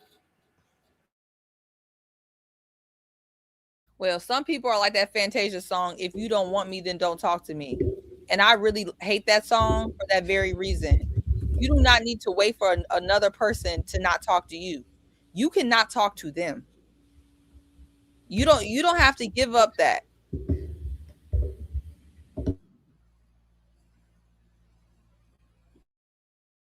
Well, I'm gonna throw a Mm-hmm. slight cape for Donna. Just a slight one, not a full one, just a little piece of a cape. Because I haven't got on my patriarchy, kicking in a little bit full throttle. So, if we as men are supposed to be leaders, if we are men are supposed to be the one that guide relationships, if we are men are the protectors of our women, then we also should protect them from us if we are misaligned. You know what I'm saying? So if we got the big cojones, like we should, then we also should be brave enough to not be going along to get along, especially in our ripe ages of 40 plus. You know what I mean? Like, yes, could he theoretically gaslight Donna or, tell her this is what we're not going to do, abandon what you want, but I know it's really important, but come on over this way. Could he do that? Yes, there's a lot of things we could do, but is that what you should do? And if you really care about somebody and you're misaligned, then that's when you say, hey, listen, I don't think I am where you are, and I'm going to release you, because wasting your time, even if we do play around, is wasting your time and blocking you from getting to that next person. While you tied up and entangled with me, you're missing out on the person that could potentially really give you what you want wholeheartedly. So I think if we really going to put our drawers on, that's what we should be doing as men. Again, I'm not saying she doesn't have full responsibility for her actions. I get that, but I don't also just completely eliminate responsibility from Vince altogether. And I'm gonna say this, because you said some wonderful things, Sean, and it's very much true. You know what I'm saying? But if was a fifth, we all be drunk. You know what I'm saying? There was a lot of ifs in that whole thing. If he was a man, first of all, yes. You went where I was gonna go. Keep going. Yes, he would speak up in dust and all those wonderful things. And if he cared about you, he for sure wouldn't let you go down a path where he know he can't do nothing for you. But that should have been all a sign for Donna right there and there. Because obviously this ain't the man you are looking for. And this man don't really care about you. So again, We can put some blame on Vince for playing in the dark arts, which we talk about this part of dark arts where we let the truth be the arts of it all, because he know what he doing. But at the end of the day, she's still making a valid decision with her grown, in her 40s, 40s plus self, making a decision for herself after all the words that this man has told her. And on top of it, she said she loved him for his honesty. She making a solid decision on this one. She knows she ain't even being lied to. Yeah, Jay, the reason why I say what Sean is saying, Sean is not wrong, but let me tell you why I say that is a little bit dangerous for the society that we live in, because the man that Sean is talking about is aspirational, and it sure as hell is not Vince. The amount of men that are actual leaders that actually move with standards, move with some integrity, are especially in 2026 are few and far, few and far in between. Okay. And so the reason why I say what I say, I love how Sean said that. I agree with the Cape. That is what men should do, but that is not what they're doing. And I see a lot of times that women, they literally put all of their eggs in the basket of men and all of their trust, instead of using their own intuition and then lean into this victimhood. And I don't subscribe to women being victims. We have the ability to make conscious, smart decisions and use our discernment. And when you are so easily able to put the responsibility on the blame on a man and let him be the villain, you're actually not learning in life. If every man you meet, you place the villain edit on them instead of sitting back and being like, you know what? This man told me he didn't have no timeline for me. He told me he didn't want to do X, Y, and Z. I bet you won't do it again. But I see so many women, they're like, oh, he lied to me. And then they go, oh, he was a narcissist. You done date 10 narcissists throughout your 20s, 30s, and 40s, and you ain't figured out what you're doing. How many narcissists you gonna get on this internet and blame? It'd be a narcissist every decade. A lying man every decade, and you ain't figured out that you can do something with. You have agency. The common denominator. The common denominator. Use that math on her, Jay. You done date 15 narcissists and you ain't figured out you the problem too? It be killing me. Child. I tried, Donna, but the ladies. Yeah, but wait, 38 got a PhD and a master's. I ain't got nothing for you. I'm gonna just flip my fur collar.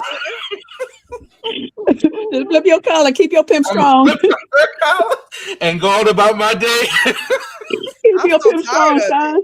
Too grown for this. I feel actually bad for 31, Ashley about to get done in by an alleged pimp in the streets. That's who I feel bad for. Not Donna at pushing 40 with a man that's honest. No sympathy. I hear you. I want to read my super chat. I can't put it on the screen, so if you're in the audience, sorry, we're having a bit of a technical today. YouTube just is technicaling everything, but I can read the super chat that Jay Mark, is it? I always pronounce the name Marquez. Yes, Jay Marquez said. He said, "Don't date a woman who is 38 and wants kids if you're not ready for a timeline. Vince is showing that he is inconsiderate of her relationship goals." Jay Marquez said, "Thank you for that super chat. I'm sorry I couldn't put it on the screen. YouTube wants to move mad tonight, but we appreciate the super chat.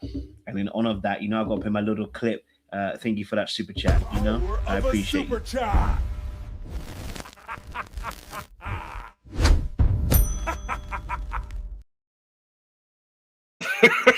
You stressing out, sit out with the AI coach. Gonna shake her head right off her shoulder. I love this. I love the AI, boy. I love it. I could be as wacky as I need it to be. I'm sure one day I'll have a chicken running across the screen. But y'all barbecued Donna well. She's turned crispy at this point. Y'all turned up the heat on her, made her feel like the three Hebrew boys in Nebuchadnezzar. Like you skewed her well in this situation. I don't know. Sean tried to it was so bad that Sean tried. And yeah, that was put to bed quick. But like I said, I loved all the different points of views and perspectives on this.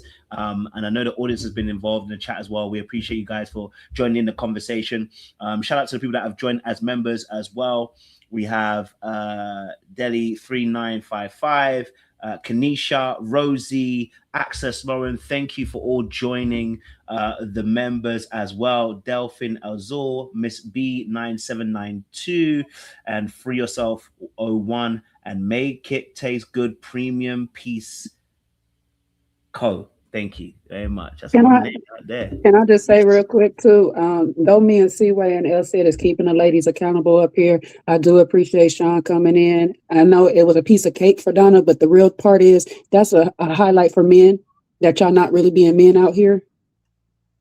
So take word to what Sean has said, fellas.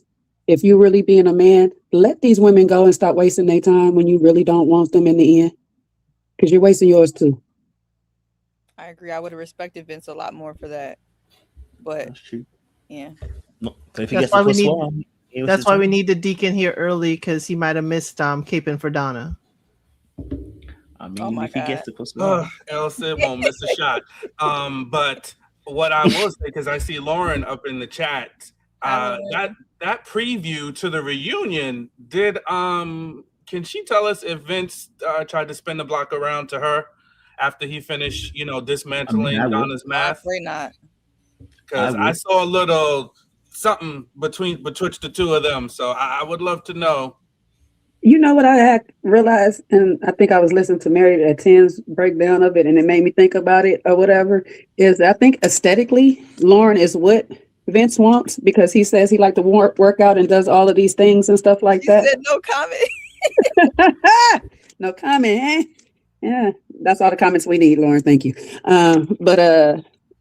Yeah, I think it's just the fact that, Donna just continued to pursue Vince, and she actually understands him. Parts of Vince wants Donna because he likes the fact that he's seen through Donna to a particular degree, but he wants somebody like Lauren at the end of the day. He want a little razzle dazzle. You can't pick me your way into a good man. You ain't gonna do that. You're gonna have to let a man pick you. You can't be so understanding. All these understanding women, all this I see him for who he is, women always end up with just the low of the low. They end up with the scraps. They so understanding. They understand their way out of a good situation, child. Yeah, I'm with you. The sympathizers, because, with Desmond and Christy, all the sympathizers, who wish Desmond. Who wish they can sniff what I say, Christy sit down win. Yo, they couldn't get close to being. I don't care what nobody said. Desmond they can't even pick me their way to get in Desmond's space while they over here trying to pick themselves. You can't. He is not gonna pick you. You see it in real life too. It's like, yo, first we don't know, but we all speculate. But just the immediate be like, oh, I'm with him. He was frustrated. Y'all, they have a 7-figure, multi-million-dollar empire built on her carrying on the way she does. Okay? He didn't get there by accident. So that would be the take that I would just hold back, They want to come be his piece until they start driving him crazy, and then they realize. Exactly. I got the same man. What that lady used to say? I'll cook for you. I'm not going to snatch your plate. Get the heck out of here. Those women. What that lady Cynthia G used to say? You realize you got the same black man. And that's why they don't never learn. What lesson is Desmond supposed to learn with all these women running around trying to wipe his butt? What is he supposed to learn? He ain't gonna learn nothing. He'll do it again. Hell, if I was a man, I'd probably do it again. Where's the lesson? Ain't no lesson. In the words of Sean, well, what did you learn? Not a thing. Got a baddie at home, and he kissing that old YT lady in the club like that, all in her mouth. Ew. All right, let's move from Donna. She I know if she's watching in silence, she's thinking, damn, they are cooking me. She getting cooked. I'm like, damn. It's all love here, Donna. We appreciate you, darling. Don't you worry. We appreciate you 100%. Let's move on to the next scene. I'm sorry. I've got my thing to share. Okay, let's move on then to the next situation, which was obviously well, Darius and Ashanti were talking as well. Darius, Ashanti, Bello had their conversation, and the two men went at it with Ashanti. I'm going to put a little bit of a clip so you can be reminded of what was said once my computer doesn't mess up. There we go. Let me add it to the screen so you can see what it looks like. Okay. Are between 1.5 and 1.7 million Canadian. The concept is to make a community where there are a mix of affluent Black people and new professionals. Okay. And that's my play. Right. At the end of this day, I'm unclear as to how her mother feels about me. It was nice to meet you. I don't know if she likes me or if she doesn't like me. I don't know what's in her mind. Girl, we need a shot. Yeah, we might use that. How are you feeling? Are you leaning towards one? His name Darius. Darius. He seemed a little bit. I mean, I would pick Darius over Bello. Bello was more of a used car salesman. Yeah, but I'm not sold on either. It was a little awkward. The men did not come off nearly as confident as they normally do. But at the same time, I still have a strong connection with Darius and Bello. Okay. I want to ask a question. I know her parents were on point, and shout out to the parents for getting it right as well in this situation. I do have a question. Why the hell was Ashanti there? I don't know. that maybe production I don't know. I've been caping for my girl. I've been caping for my girl Ashante. And girl, I'm gonna tell you, this is where you lost me. Why did you bring your beautiful mom and stepdad to that situation with Bello and his albuterol? Why did you bring your parents to that situation with Bello and his albuterol? What is albuterol? That's the asthma pump. The inhaler. Oh. You ain't got asthma, clearly. Lucky you. Or know anyone with it. Right. How you know So albuterol is? Bella said I'm horrible because I don't know what albuterol is and I don't have nobody with asthma. I didn't say anything about whether you're terrible. I just say you don't know. You're uninformed. me like I was the bottom of your shoe. I'm not looking at like you. that, baby. I'm looking at the camera. Like that. The airport shoes or the inside shoes or the outside shoes? Damn, here we go. Here we go. I'm getting in my Darius bag. You know, why you gotta do a brother like that? You know what I'm saying? I could get into my Vince bag real quick. Let's go. Let me just wrap Wait, this up. Sean, what you gonna be talking about? She putting out, she trying to disrupt your character out here in these streets. You know, try to sabotage my name like that. Like I didn't know I asked a question. I don't think you understand the question. You don't understand the question. No, this albuterol is a side note. It's a side note.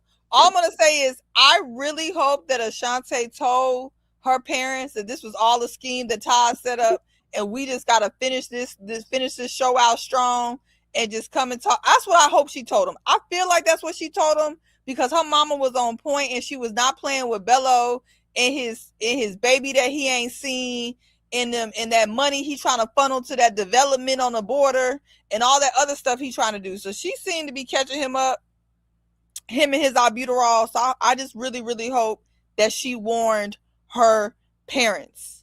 Because if she didn't, I would have been over blue at even having to share the same table with that man and his antics. I don't think she warned them because then she would have told them that Darius is close to Mama's age. Mama was shocked. So I don't think she was being funny. I think she was just saying you old as hell to be talking to my 31-year-old daughter with your new baby and your development and your albuterol and whatever else you got going on. I think that was her point.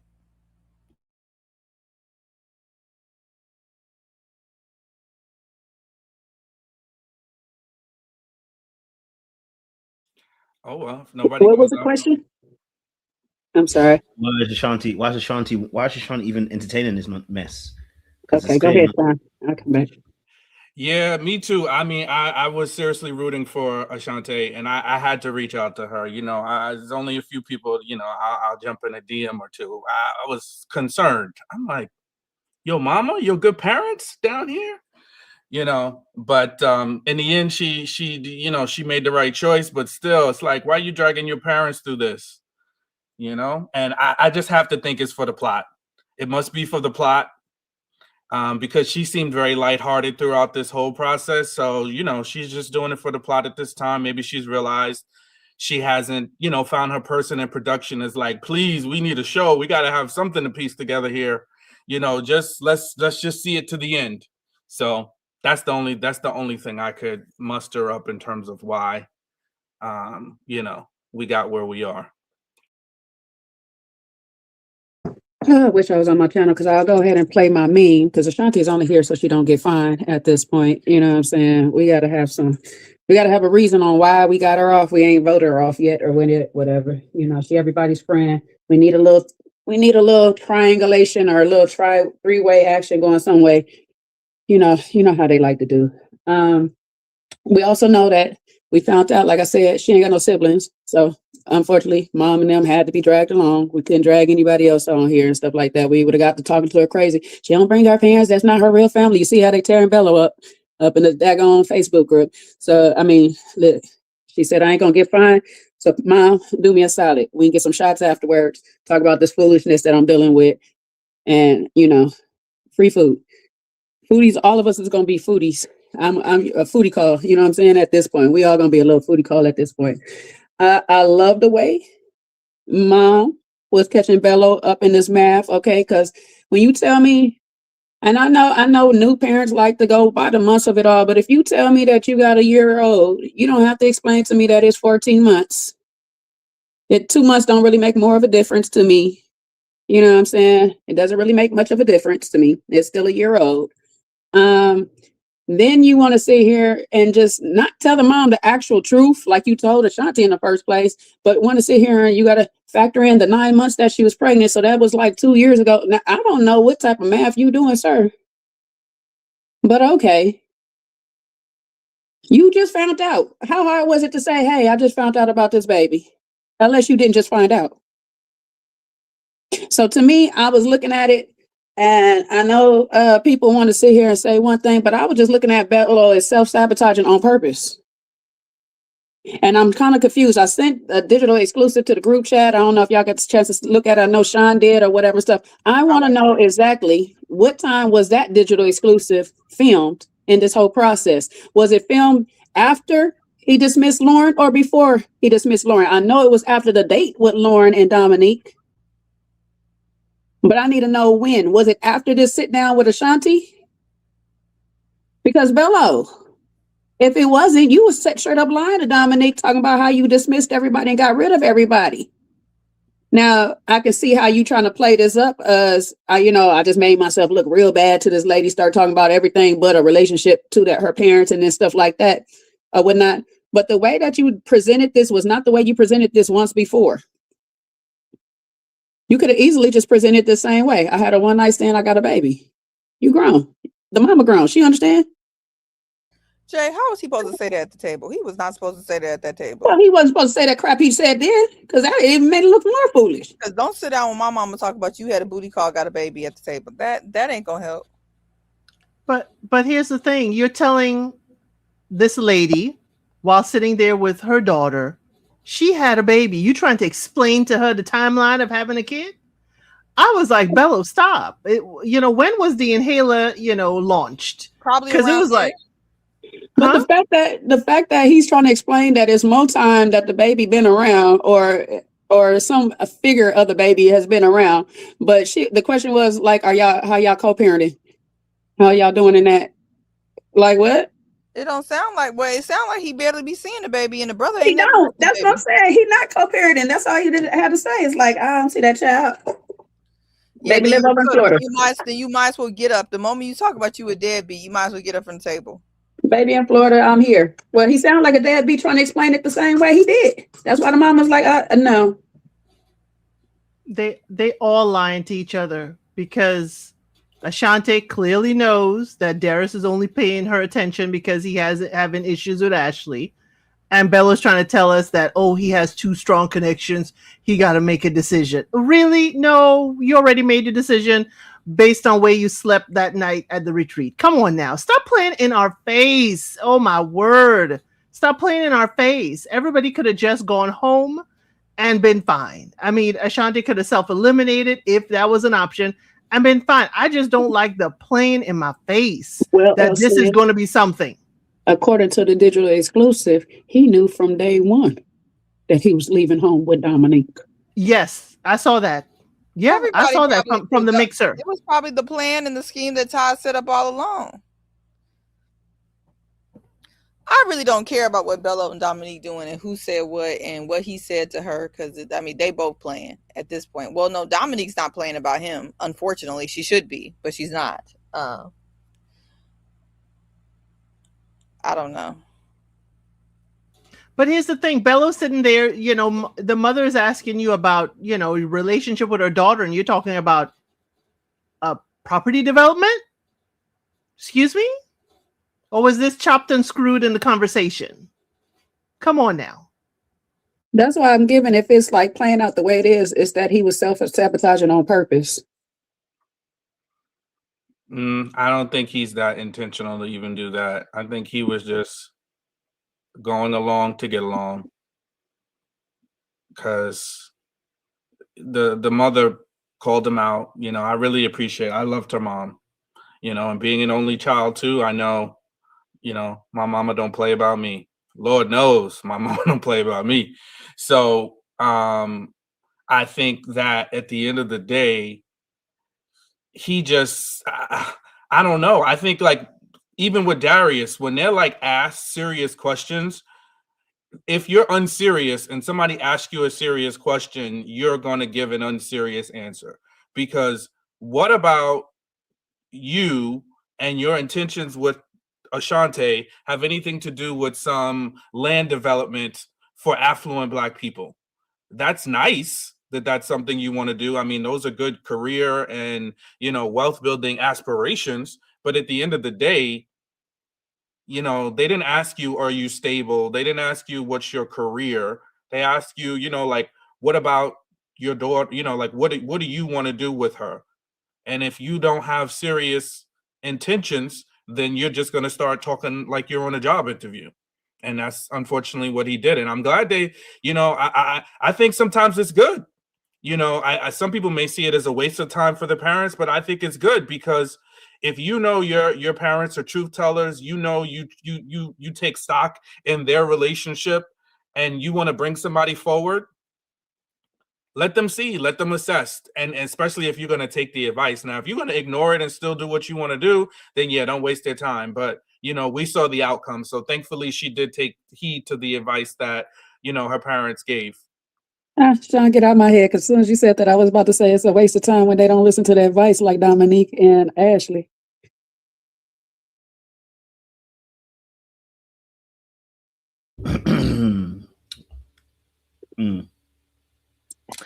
Well, we're going to move on. Yeah, I'll be cooking, Bella, and you got some more to cook as well. So I want to save some of that cooking that you guys got, okay? And hold back on that seasoning you're giving. Okay, so the next part I wanted to obviously focus on is then Darius got to meet Ashley's parents. Oh, sorry, Ashley's brother. Sorry, I apologize, not her parents. Apologies. Yeah, let me find a clip here for you guys so you can remember what it was going on. Why have I lost the clip? There we go. Clip with a brother. There we go. Okay, so just to play a little bit of the clip so you guys can remember what's going on. Yeah. So what do you like about Ashley? Oh man, I love her heart. Like the things that she believes in, her spirit is like no other.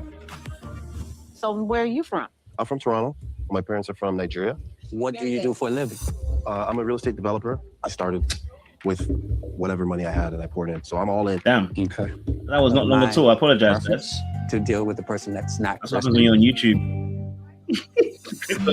I've invited Darius to meet my little brother, and he's like my favorite brother. He knows me in and out, so I feel like my brother was perfect for this. Like, what's your red flag? What's your concern? Around questions, I mean, I felt the same way. I feel like he just talks in circles and riddles, so I just had a lot to think about. Like, this is a big decision. I feel like he's a nice guy. But nice for me. I don't know.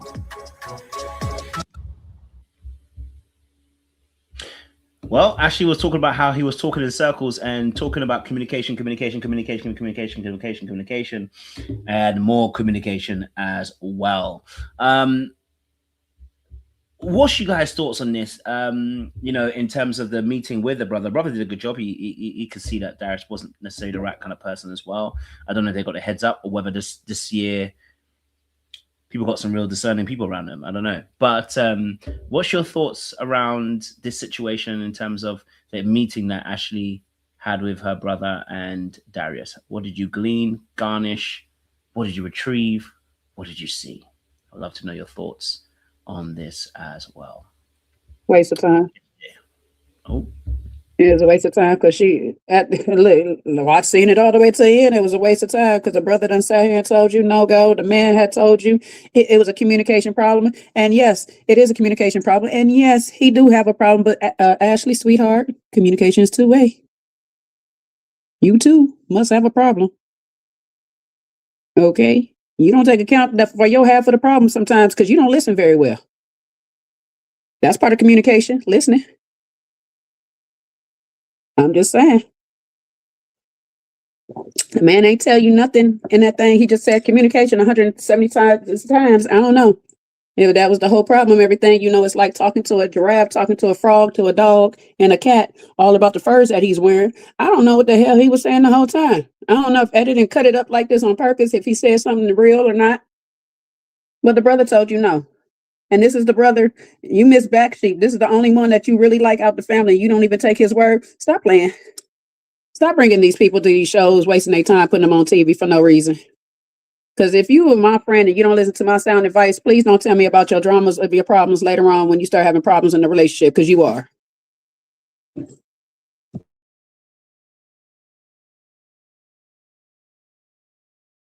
Well, I mean, you obviously initiated a question, which is, why is it that Ashley decided not to listen? And I know I said you can go and answer that, but I was just saying, yeah, why is it someone like Ashley is not listening when her brother told her no?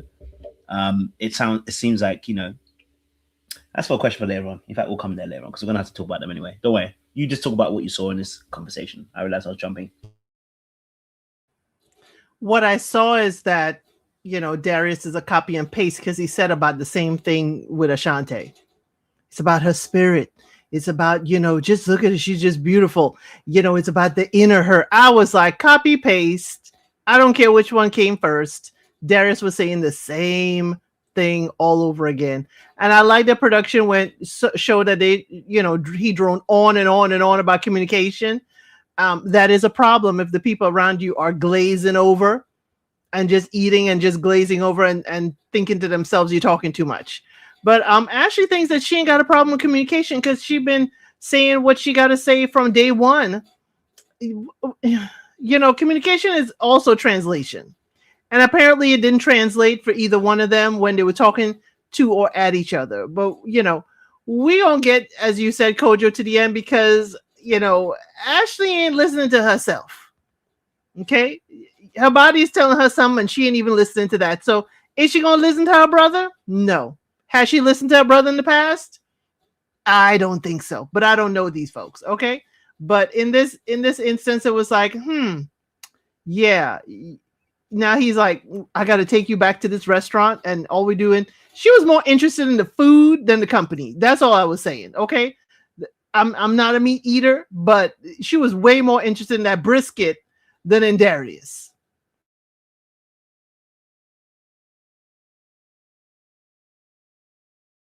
I love it. Brisket was heavily hitting. Brisket was hitting. I mean, I like a brisket too. I'd have been more interested in that brisket. Especially if it's got the tenderism to it, you know, it's falling off the bone. Mm-hmm.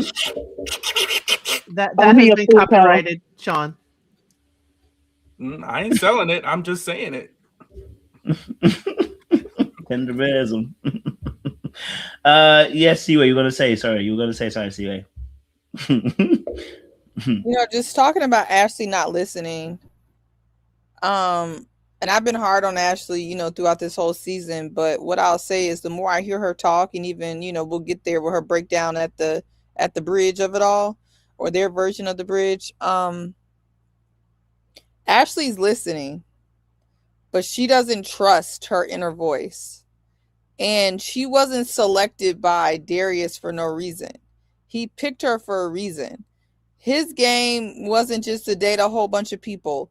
He needed one vulnerable person who he could actually, manipulate in some way. I think towards the end, he was starting to get a little bit more pushback than what he bargained for. But, she doesn't trust her inner voice. And that's the reason why he picked her. Just like how she still don't get it. She in the Instagram comments talk about, they talking about it should have been a red flag how he was appearing with his style and all them animals, real or fake, that he wanted to parade around him. And she talk about, I liked his style. Girl, you still don't get it. Them type of people who parade deceased animals, who are super flashy, trying to impress you with a Temu Fox, talking in word salad, up and down, left and right. She don't trust herself. She knew what it was, and she heard everything that he said. She doesn't trust it, and that's the reason why she says she did the work. She needs to do more work. It seems like now she's peeping the red flag. She has to do the work on trusting her discernment and still gathering more discernment. But I'm glad she ate his food, though. Well, maybe she should have made a decision on a full stomach. See, sometimes when you make decisions on an empty stomach, it leads you down the wrong road. You know what I'm saying? So I think what production didn't do, since she's a foodie, is feed her before she had got over there. That's why she was over there crying and stuff, because the hunger pains were setting in, and she needed to make a decision so she can go eat. How you gather all that, Jay? I'm just saying, sometimes you just make poor decisions on an empty stomach. I have less grace on an empty stomach. I'll be ready to I do. Yeah. I do, but clearly she liked to eat first and make a good decision. See, when she ate at that table, she was kind of hearing her brother and she was kind of hearing him and had a little attitude. But see, I feel like they just held her and didn't feed her at that decision day. She started breaking down crying. Hunger set in. She might have got a whipped up some food in the area cooking. She's like, let me just hurry up and just tell you yes so I can go eat. But I'm like Team Darius. I don't like sharing my food. I'm sorry. Honestly, same. I mean, it was once I saw her hand starting to make travels and deposits, I started getting annoyed. I don't mind sharing 1 or 2 bites, but baby, why is your hand doing travels?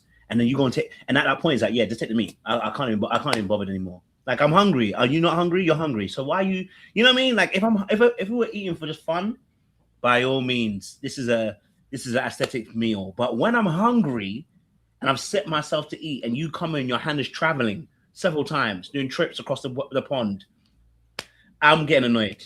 You know what I'm saying? That just goes, she ain't got a lot of that. That just goes, you ain't got a lot of sense.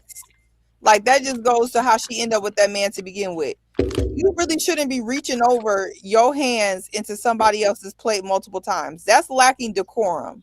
Aw, you guys, am I just a lover guy? Because I wouldn't mind that, especially if I like her.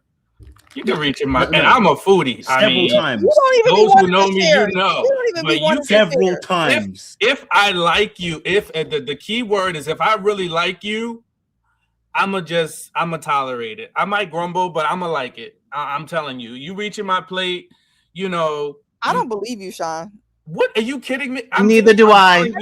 I feel like Shonda fed me off his plate a couple of times before, but that's also because I get hangry. So right. Oh, so he likes you, Jay. That's what it is. I will feed no, he you likes myself. he likes to live whatever, and they have realized if they don't feed me, it can get real dangerous real quick. Maybe I ain't never found out, because I don't want you touching my plate, so I'm not reaching in your plate. No, and personally, I don't do that to other people though. Like, if I want something you have on your plate, I'll ask, but I'm never gonna reach. But if a woman did that to me, I'm no cap, no lie, I really wouldn't mind. I'm just kind of like a lover guy that way. Like, I would think it's cute. I'm partial. Like, I don't really have a super problem unless I'm hungry. Y'all know how I get down. But also, I'm also ask while we're ordering the food, hey, do you want to share this? Because I also want to try. Or can I get a bite when you get it? Because I just want to taste it or whatever. I'm not gonna keep reaching in your plate now. Eat your food. Yeah, I think a man that really cares about you probably wouldn't mind, but I also don't think that's something that you should do. I guess I'm talking out 2 sides of my mouth. Do I think a man that really liked me, would he be turning up his nose to be sticking my hands in his plate? Maybe not. But I also feel like you shouldn't be sticking your hands in people's plate. That lacks a lot of couth. Like, one time, let me try it. Otherwise, you order it yourself. Why is your hands in his plate? Preach. Personally, like I said, I think once an invitation, I think don't take the piss. You know what I mean? Once an invitation, it's like when someone offers you a pack of sweets, right? You put your hand in once, you grab a few sweets, you take your hand out. Your hand doesn't travel back in again for 2 or 3 loads. This was not a sharing. I know the packet's a sharing packet, but I'm not trying to share. Like, She ate all his food, Kojo. That was half of the thing he had. I know. She literally lifted the thing and then plopped on the plate. I said, "Oh, damn, girl. Who does that?" It was like his whole meal she took.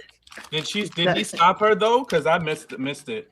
No. And he mentioned it in his confessional. He mentioned it in his confessional, and ain't no way she should be mad at being called a foodie call at that point. Child, listen, because that's what you just did.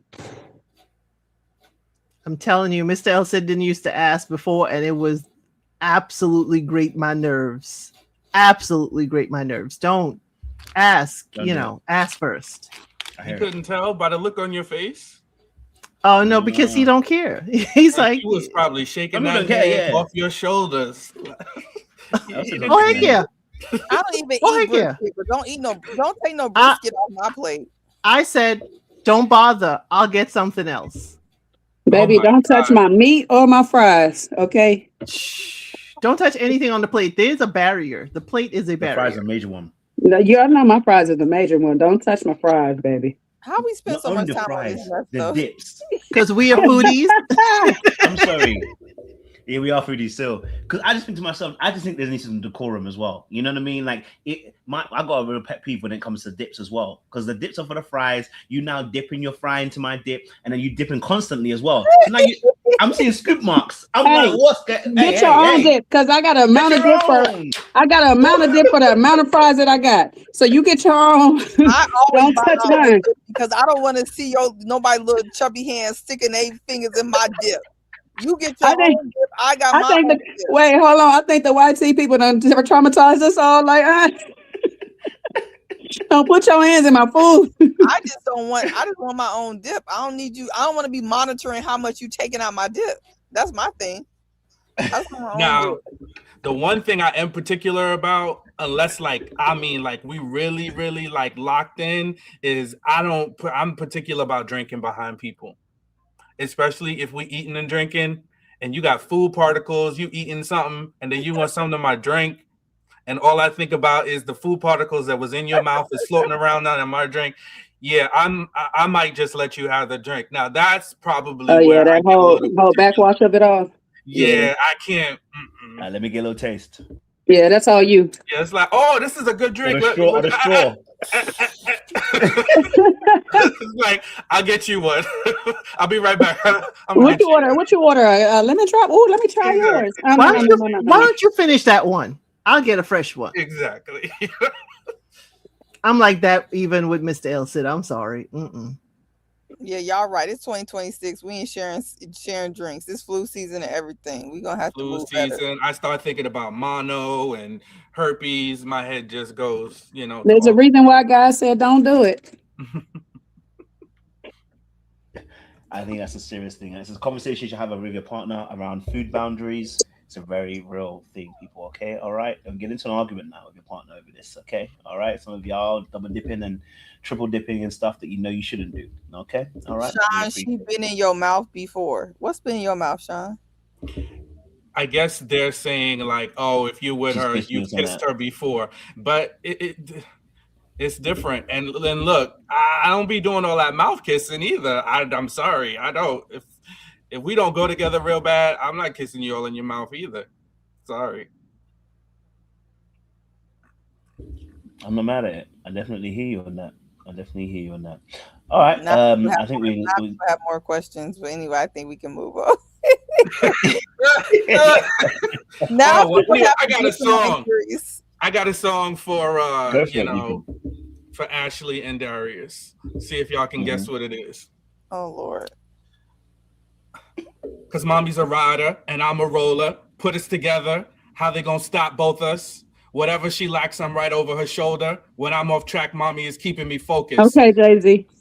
Oh man, I was like trying to. I should have just said it instead of like. Yeah, because you gave us the whole beat. And Yeah, that's, yeah. and I that's was her trying to problem. skip the parts too.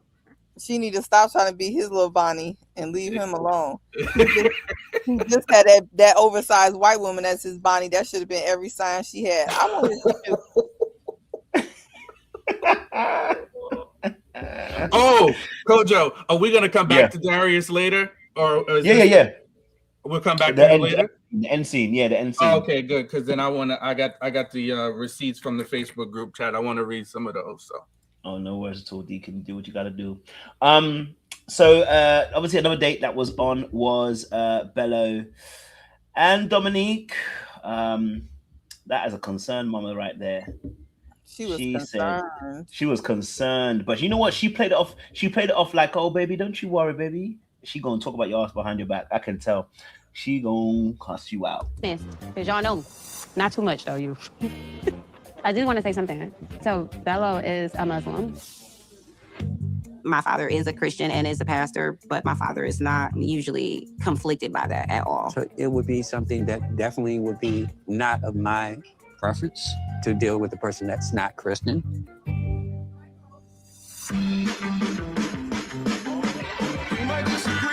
This I know, we ought to be together. Hello. With that being said, what are you guys saying? You're matching me in. One thing about that smile, you can't fake it. When Dominique was smiling at him, she was smiling.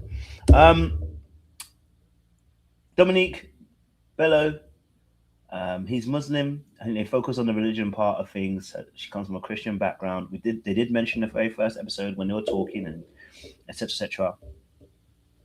Is it a big deal? Two different faiths? Is it really a big of a deal when it comes to dating? Surely it's, they both have Abraham, so it's the same kind of faith. This is simply a religion. And he's respectful of her culture and religion. She's respectful of his. Why should this really be a big issue in 2026? In the modern day of dating, this should be easy enough, and there shouldn't be much of an issue. You know what I mean? What do we think about Dominique and Bello and being two different faith backgrounds? Like, is that the big deal? And if it is, let me know why, from your perspectives. Seaway? She played in her daddy and mama's face. And this one is unlike the Ashante thing where I'm like, something good came out of that.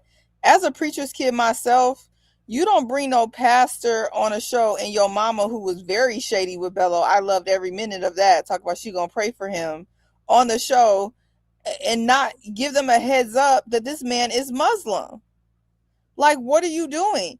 And first of all, they weren't accepting of him, and it's probably gonna come out that he ain't never was gonna be accepting of her. He's playing around. So I don't know what she thought she was doing, but to be, I don't know, this lost in the sauce, people, and I've said this from the beginning, y'all think Dominique is some sorceress.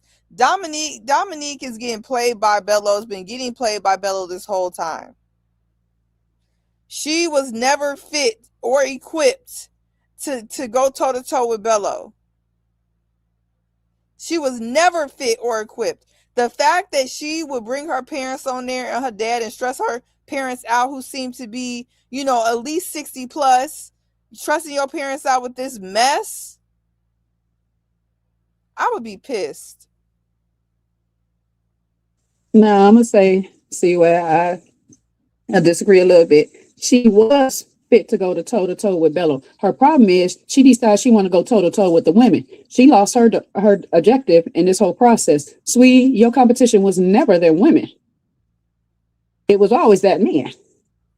Because he was fit. She's got enough game to actually upper hand Bello in a lot of areas.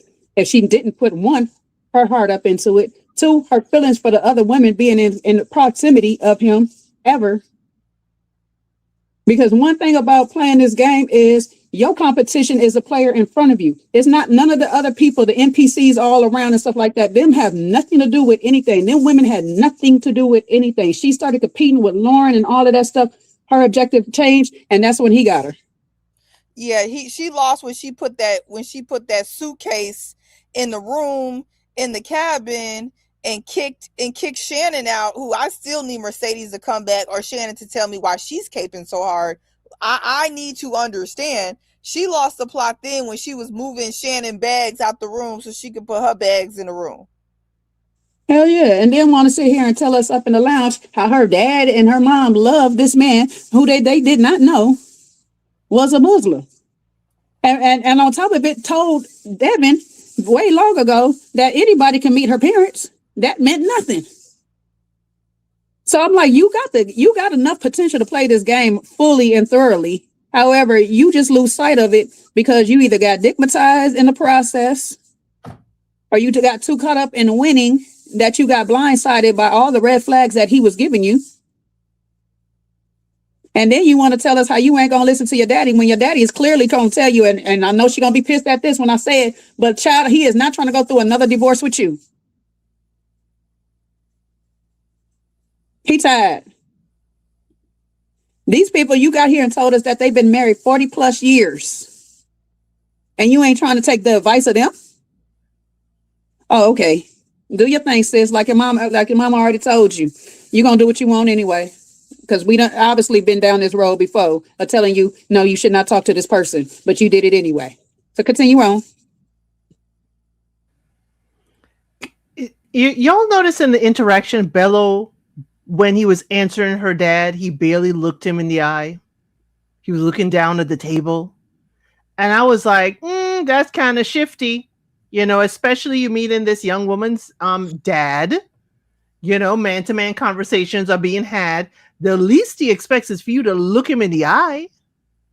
I mean, he looked more at the mom because mom was more sympathetic. You know, he felt she was sympathetic, but I caught every stray shade that mama threw his way, but I don't think he caught it. I don't think he walked in and didn't greet them either, from what we seen. Right. You know, I was going to, you know, sparse that out as maybe it was edited out because it can't show everybody, you know, all the greetings and stuff. But, you know, when he was talking about whether he wants to be married or whatever, he's looking down at the table, not even at the dad. But when mama asked him a question, he would look over at her. But yeah, his body language, you know, and again, I think Dom dressed him. They were matching colors again, you know. And I agree with y'all, you know, to coin one of the phrases passing around this season. Sorry, Lauren, I got to use your phrase. The energy shifted between them. The energy changed. You know, we saw it from the fire at the retreat where she's more leaning over into him. She's more, you know, clinging to him. And it's like, okay. And now he's got the upper hand. And now here we are meeting the parents and still not listening to the parents. This is going to be our third time around. You know, I hope we don't have Bello tattooed and we got to cover that up now. I mean, daggone it. At least at some point, listen to the wise counsel. And the thing that I didn't like throughout all the family scenes is the guys didn't do much. You know, like for me, I'm meeting a woman's family, the people closest to her, like we're on Ready to Love. Like there should be a flower. They didn't even bring a flower for the women, let alone something for the mama. You know, something for the pappies. You know, nothing. I just felt like everybody was too casual, too laid back. Nobody's showing, and that's been my word, you know, this whole season is intention. And I saw no intentionality, no, like, I really care about this woman. It's a big deal to meet you. I want to make a good first impression. This is who I am. I heard you like X. I mean, when we got down to the choosing, you know, the fellas did, you know, a couple of them did some nice things with the women and flowers choices. But I mean, like, I think it's a big deal to be meeting somebody, especially you meeting their full-blown parents. like Bello and Darius did. Like, I just felt like we could have come a little bit better. We could have been a little bit more grown with our presentation, you know, and how serious we were taking it. And again, just a lot of gum bumping, you know, not really saying a lot. And Dom is in a trance. Because how are you saying your dad's going to accept this and it's the polar opposite of that? Like, that wasn't a red flag for you? Not whatsoever? Like, you didn't even think about that? Like, how are you two going to really be able to come together and formulate and build a life together?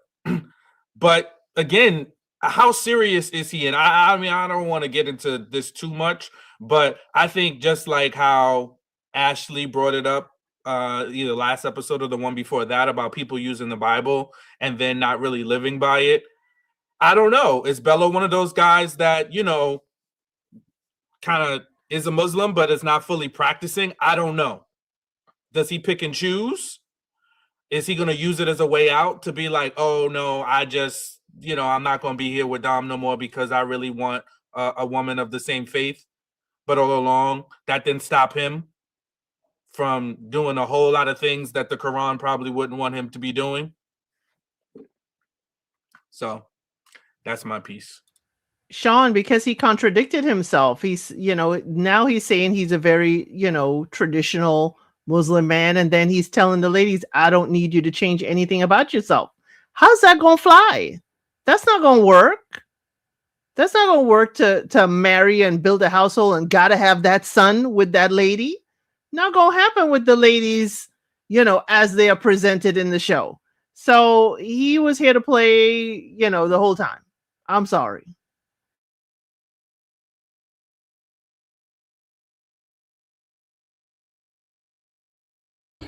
All right, I got you. I appreciate it, guys.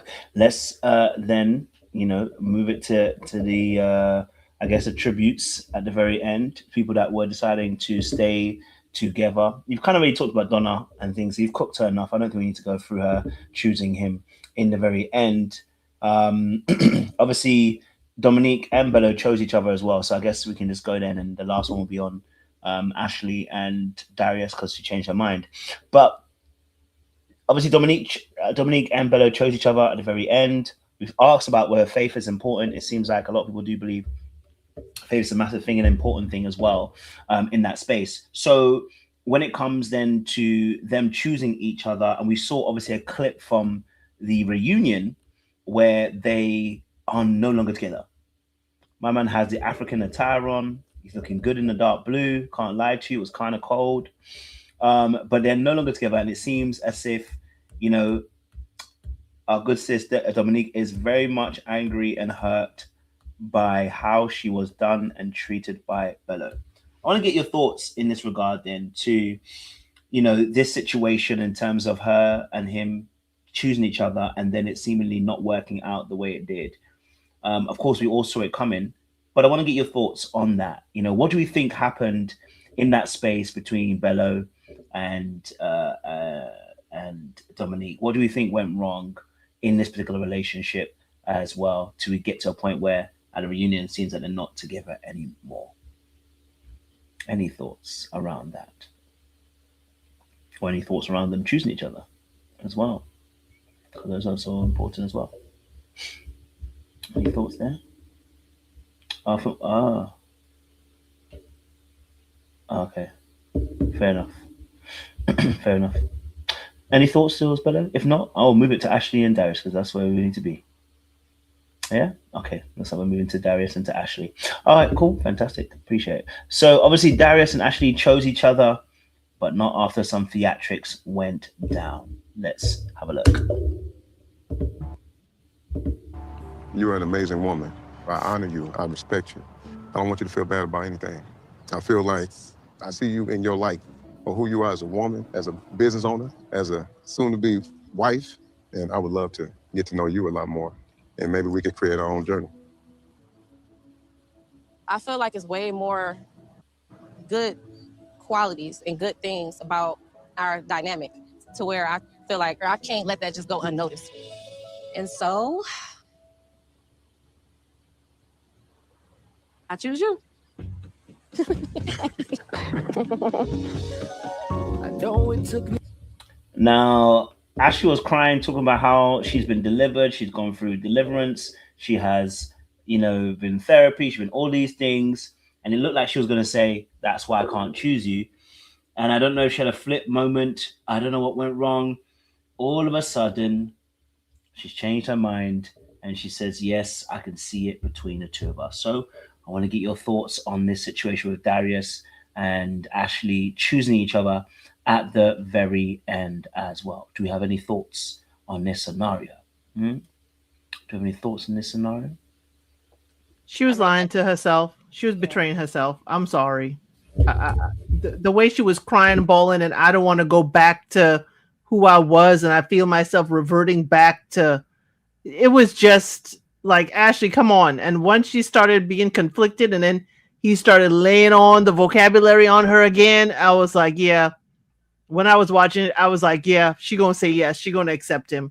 Whether it lasts or not, doubt it. But she was, betraying herself. Have you noticed how he uses words soon to be wife, not soon to be my wife? Together on this journey, not relationship or our relationship. I mean, he's just constantly using words that literally say absolutely nothing.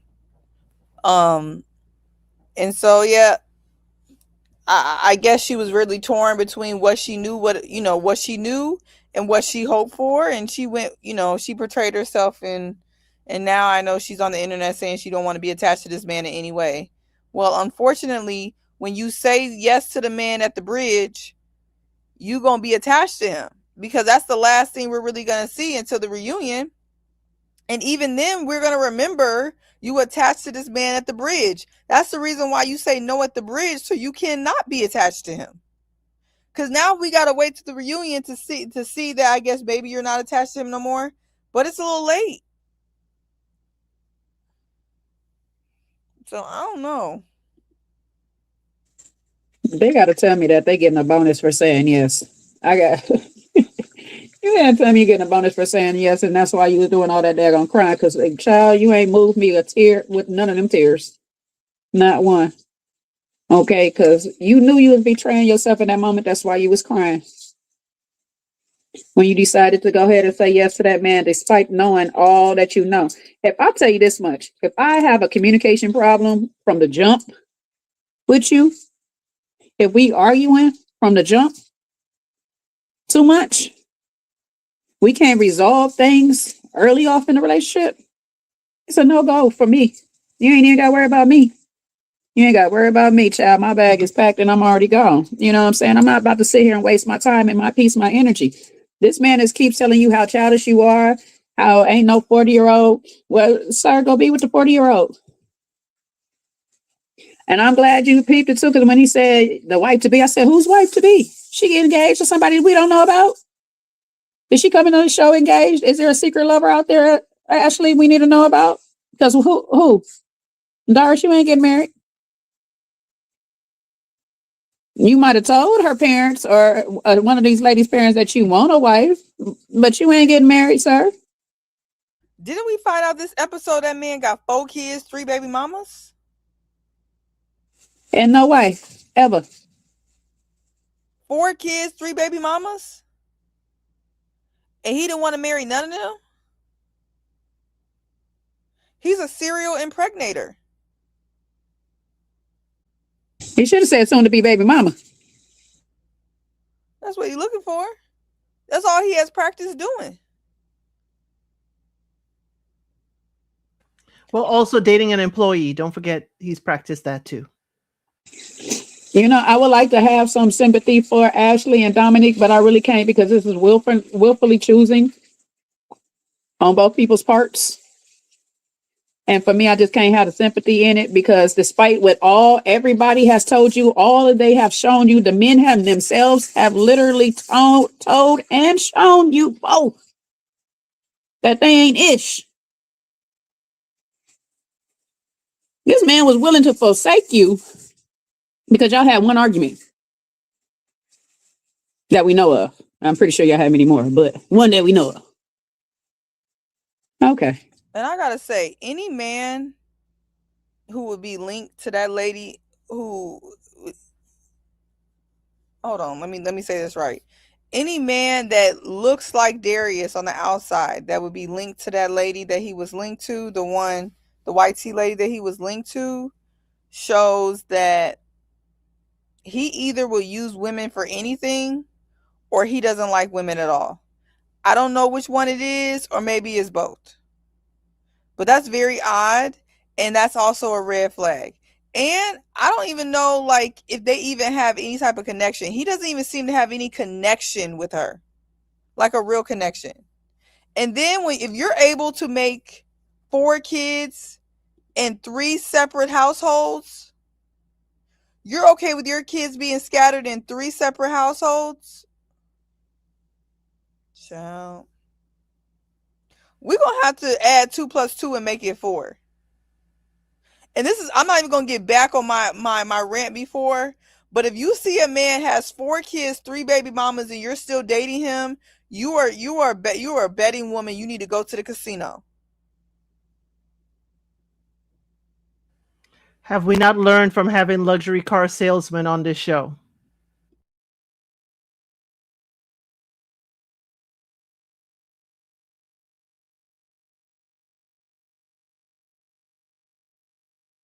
We haven't learned nothing. We either need better men on this show, or if this is the representation of what the dating pool is, then I don't know. Then this is a humiliation ritual for the women. That's all I really got. Because if this is the best they can find, if they do come to Chicago, I know they can find better here. If Chicago is next and they pull another cast of men like this, they're playing. I know they can find better here.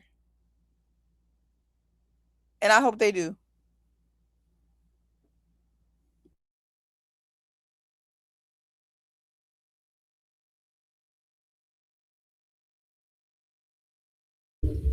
Okay. Any other thoughts before Mr. Deacons brings evidence to the court? No. All right, Deacon. Yes, you wanted to show some stuff. I have a few renderings from Darius's sister and a few other cast members. So if y'all are not aware, the official Facebook group of Ready to Love is where it goes down. I know there's a couple of members and folks up on there. So, but for those that may not be in the know, I'm going to give you an abbreviated version of some of the things that went down. So this is the first that set off a chain of events. This is from Darius's sister. She says, "I'd just like to say that this D, who is Darius, has done nothing but treat the women he was introduced to with nothing but respect. Our brother TJ actually brought one of them flowers as well. And I even offered to help them network in whatever they had going on. But to create a narrative, pretend that you're being played or asked to be made or asked to be a maid is unjust when that hasn't been the layout nor the request at all. He asked the woman, what do you bring to a relationship? And that answer was what wasn't going to be done. If I ask you, what do you want to eat? And you start listing all the things you don't want to eat, it only says that you're in the fight mode. Some men genuinely want to know about you because they want to build with you, and you're giving them nothing but fight. We as women have to stop this and get discernment. And I need to clear this up. I asked about submission and was given an explanation about what men think. I was asking questions directly." So now we'll get down to what Shannon had to say. Shannon says, "This is so laughable. Yourself and TJ aren't even blood related to this man. I'm sure none of the actual family would come on this show and in this group to cape for him. Please, I beg you to stop. He's estranged from his family the whole time. His father raises his sons. Darius is nefarious. We see him and we had no idea during filming about what a nightmare this human being was. He is a narcissist sociopath, to be honest, and that's what allowed him in the delusional mind to come on national television with this nonsense and wild past." Again, Shannon's words, not mine. Also, please explain away him dating his employee on and off for 11 years. One out of 3 of the mother of his children worked in his quote unquote lounge club. He said on TV, people date their employees and that's okay. So that's a little bit. I'm not going to give y'all all the nitty gritty because it's a lot, but those are some of the highlights. So listen, Darius' sister, quote unquote, according to Shannon, that's not his real sister. That's a sister friend. And she said they see him for who he is, and he just lied his way all up and through the cast and the show. And this is who Ashley is or was with at the time.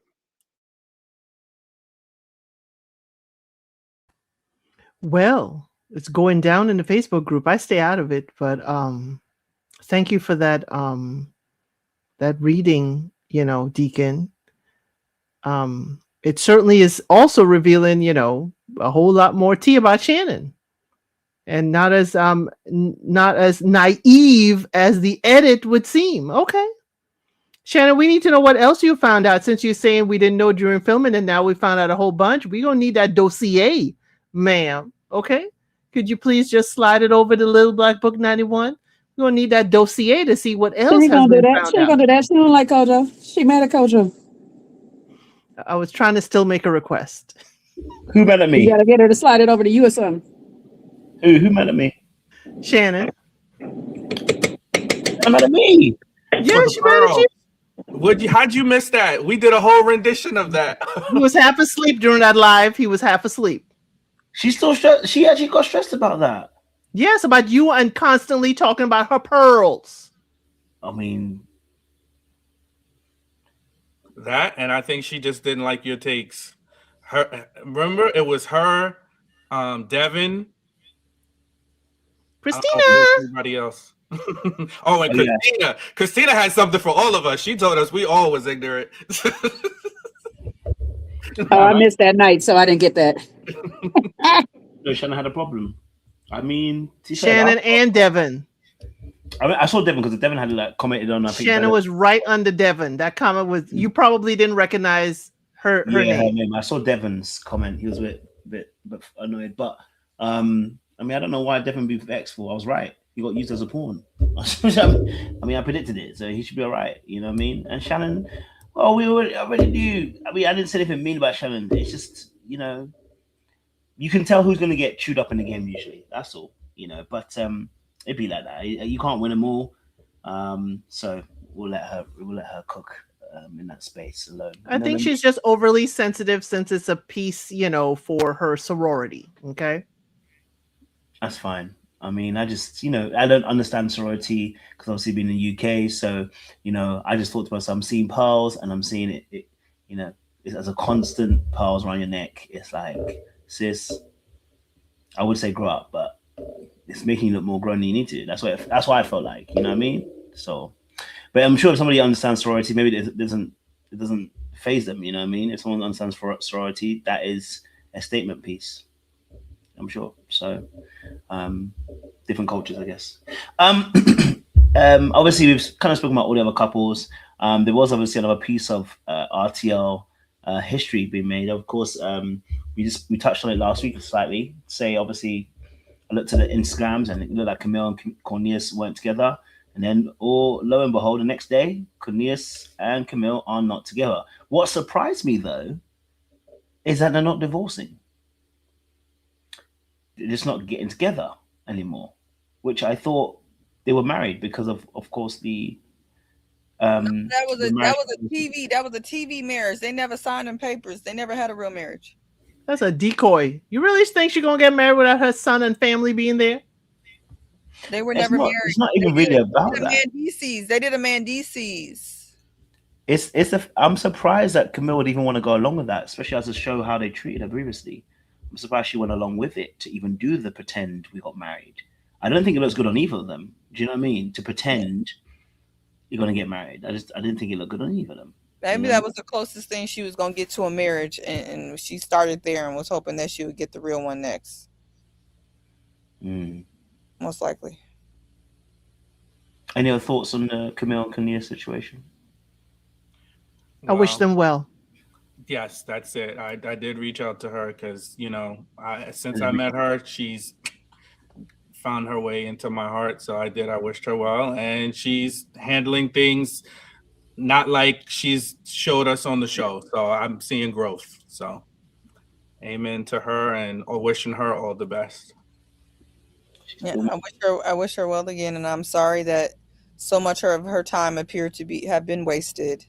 But sometimes when things walk like a duck, quack like a duck, they a duck. So I'm gonna just leave it at that, and I do hope that she finds love in the near future. Mm-hmm. I don't know if another round is free, but yep. Definitely time was wasted. You know what I mean? It's an important lesson, I guess. You know, in the future. You know, this is why I said timelines are important. Okay, because now we've wasted 5 years. You know what I mean? You know, we've wasted 5 years. We've got to a point. Well, let me say, when I say wasted, as in, I believe her goal was to get married. So in that particular instance, if the goal wasn't reached, 5 years is gone. You're not getting that back. You know what I'm saying to you? And so it's a shame it's got to that place. But I think that's why it's important to have those boundaries and have those time scales so people actually know exactly what you're trying to achieve and what you're trying to get to. Otherwise, you sit in something and you're angry because you sat in something when you should have been talking. Similar to Donald, we said about with Vince. And so if they do get together, that could be the same thing with Donna and Vince. You know what I mean? It's like you're sitting in something and you want more, but you're not able to get it because you're not being honest with yourself and saying, I'd really rather forego this relationship to get what I want. And if you're not willing to give it to me, then I should walk. And I think everybody should pay attention to that, not just Camille and Cornelius. I think everybody should pay attention to that, you know what I mean? Going forward in that space. Any other thoughts on that before we wrap it up? No, I would just say that if you constantly have to, you know, a little bit of improvement is not a problem. I think every person in your life, whether it's a friend or a partner, should encourage you to be better. But if you have to continuously make a whole lot of improvements or changes, or if things just keep getting pushed off and pushed off and pushed off, that's another sign. You know, alignment should be mutual, and that's why I said what I said earlier. The man that Sean was talking about is not that prevalent. There's a lot of men that will waste your time for 5 years, and you're going to be holding the bag. Whatever somebody gives you in the beginning, just take them at face value, and go with your discernment. I wouldn't give no man, you know, more than 4 seasons, 1 year, to kind of get a good understanding about where you're going if you're an adult. So, again, I do wish them well. I wish her healing, and I hope she bounces back. I don't know exactly why. I haven't spoken personally to Camille as to why the breakup has happened or whatnot. I was rooting for them as it continued on and whatnot. I know there was at some point actual real talks of an actual real wedding. I don't know what happened. I also do know that she was finishing up some of her own degrees and stuff. So I'm not going to say time was necessarily wasted. It was probably just procrastinated just a little bit or prolonged just so she could finish up what she was doing or whatnot. And so I don't want to put too much on anybody's side on why it is because, you know, it could be mutual. It could be her. It could be him. Don't really know. I just wish them both well. If it's real love, maybe they'll make their way back to each other or whatnot. If not, hopefully they just leave their space open to find the person that they need to be with in real time. I'll add that Married at 10 Years, I watched her video. She did a video breakdown on it, and I was really enlightened by it.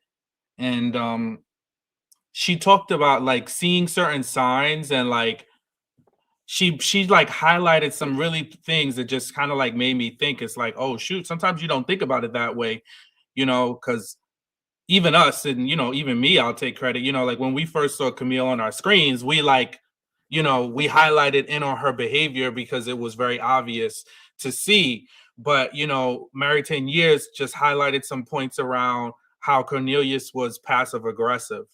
and how the you know how the dangers of being with somebody that's passive aggressive, and they'll kind of dangle carrots and have you do all these changes. And even me personally, which is why initially my thoughts were like I really came to like her, because after meeting her, she was very vulnerable and open and talking about some of the changes that she had made, the therapy, which were things that he even said he required.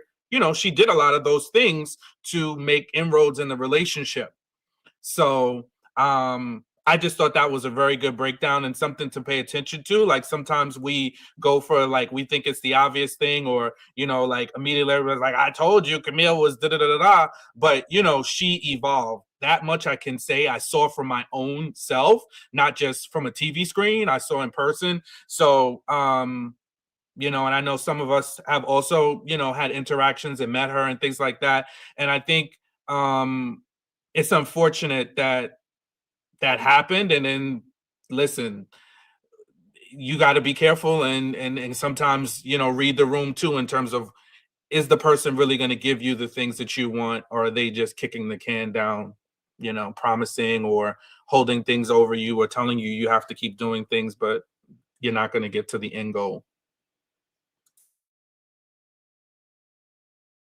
Well, I'm gonna say it. Everybody gotta be accountable. You ought to be nice. Everybody gotta be accountable. She in the same boat that Donald was in. She in the same boat that Ashley in. That situation there with Cornelius when he was messing around with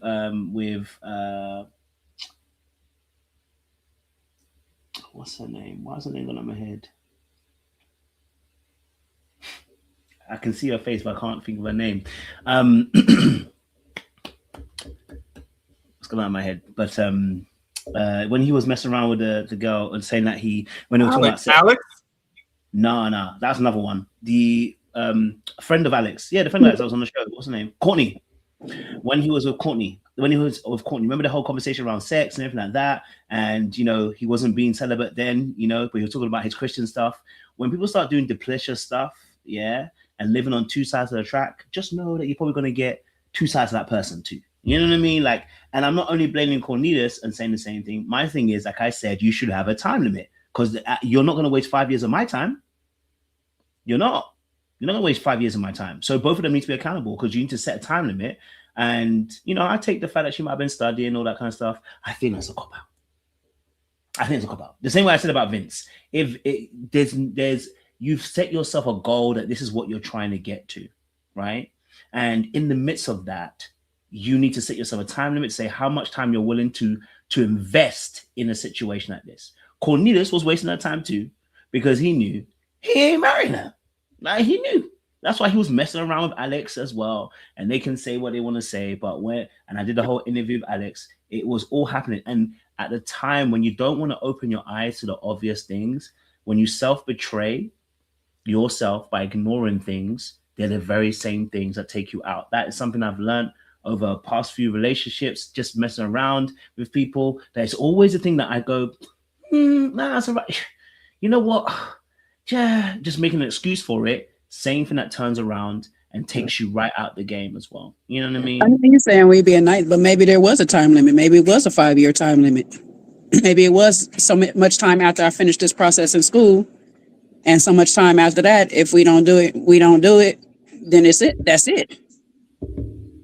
At this point, we don't actually know the actual reasons on the breakup. At our age, 5 years. I'm not saying I'm saying after I finish school, after I finish this program, you got this amount of time. That's not 5 years. That's now down to 2-3 years now. If he knew, he knew. Look, as a man, if he knew, he knew. He knows if he wants to marry her or not. He didn't want to marry her, bro. I promise you, when us men are really decisive when we need to be decisive, anytime you're indecisive, that man is generally indecisive because he's not sure about you. And that's your sign to get him to make a decision or be out. I'm not saying nothing about him, though. What I'm saying is she probably still had a time limit. Regardless of what he's going to do, 3 years came.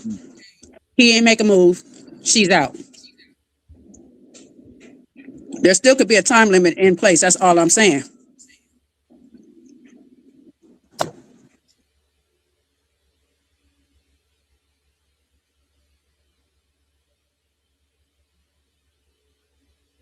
I think y'all are being soft, but go for it. Y'all cooked Donna today. You put Donna on the skewer, cooked her like there was no tomorrow. With literally, you cooked Donna like there was no tomorrow. Donna don't have no emotions or nothing tied up. Donna don't have nothing tied up with that man and stuff like that. Yeah, I can cook Donna all day long. You know what I'm saying? It's not the same difference. When you sitting here have yourself tied into a person and stuff like that, letting go is not that easy, and you know that. Well, I guess let me can I say the difference in my energy? The difference in my energy is I think Camille has already suffered the consequences of what I was trying to get across to Donna in my message. Like, there's nothing I can say at this point that she probably hasn't already felt. Like the embarrassment, the fact that they never really got married, the fact that the majority of the population probably feels like it's a I told you so moment, because either we said that he was being duplicitous with some of his mentalities, you know, like doing one thing but asking for another, or people question other things about him that we feel like Camille should have saw coming. Either way, I don't really know what I can say what can I say? What consequences has she? I mean, I hope she got it. I hope she gets it. I hope if the whole world tell her, girl, some in the water ain't clean, she don't try to be a hero again. I hope that lesson is learned, because there was something in the water there was multiple things in the water not clean with Cornelius. And buttermilk. It's buttermilk, by the way. I be saying something in the water. It's buttermilk though. It's buttermilk though. Yeah, you be saying it. I've said water. I've always said water my whole life. It's all right, baby. It's all right. We love you. It's potato at this point, but I've never said buttermilk my entire life. I've never heard of that. Yeah, it's water. Up here I say water. In Chicago, I know because everything after Gen X didn't do buttermilk no more. Y'all parents just fed y'all formula. Maybe there's something in the water in Chicago. Who knows? It's both. It's both. Someone said something in the milk. Okay, whatever. It could be all of it, y'all. Y'all didn't have to. There's something in there. That's all that matters. Not to derail your point. It so did. No matter what it is, there's something in there that don't belong. Something in there that don't belong. Okay. My whole thing is, they say buttermilk is Southern. You see how you derailed me, Sean? Don't listen to that. Just because they saying it don't mean it's right. That's the expression. Some people say something in the milk. It is either milk or buttermilk, but yes, it is definitely not water. But nevertheless, how you gonna say it's not water? How you because gonna say the expression is tied to the process of how milk was made and how it was done back in the old times, and how people would be able to look and see that the milk wasn't, prior to pasteurization, that the milk wasn't clean. So that's what the expression is tied to. This has nothing to do with water, because water has never been processed up until modern times. This is an old expression. Okay, well, somehow it got changed along the way, like a lot of things in language. Not the clock it. Like that.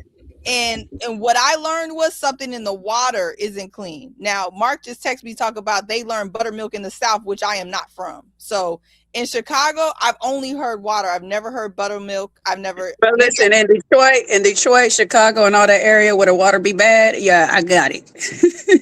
Yeah, well, the water is very clean in Chicago. We're actually the lake source that provides water for the entire. Yeah, but Detroit a part of the Great Lakes source, Michigan a part of the Great Lakes source. But we see what happened in Flint. That's a Flint problem. We see what happened in Flint. That's a Flint only problem. Either people are saying that Sean I'm in with the Chicago correction or it's spirit. milk. I don't even know what my effing The point expression is milk. Some people say buttermilk, some people say milk, but it's definitely the original statement is not, it's not water. But your point was anyway, there was something not right about that man. What? Your point is someone worried about that man.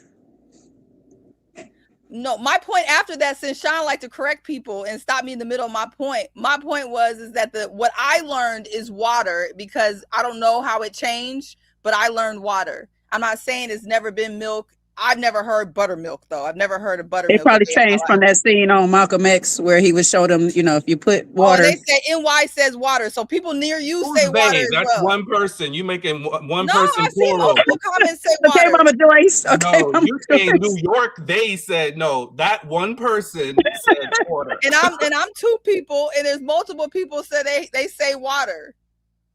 I learned another person. I learned water as well. Yeah, no, but that's know not you true. don't Let's debate begin it at the since beginning. Don't you split stopped hairs. my But point. you You said stopped they my point said to New correct me. York said it's Where there's water. a fly in the You stopped Chardonnay. my point to correct me, and now since you stopped me in the middle of my sentence to correct me about some mess that didn't need to be corrected.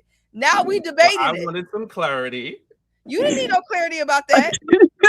There's a fly in the You're right, I Chardonnay. didn't. You did. I don't need no clarity because I say water. Because this is all about a phrase anyway. So phrases and languages change depending on where you're at and where you learn it from. And so for me, if I learn water, that's how you learn buttermilk. Things change. Names change. That's how we actually evolve and do language. So that's what I'm saying. I learned water. You learned buttermilk. It really don't matter. It could be Kool-Aid.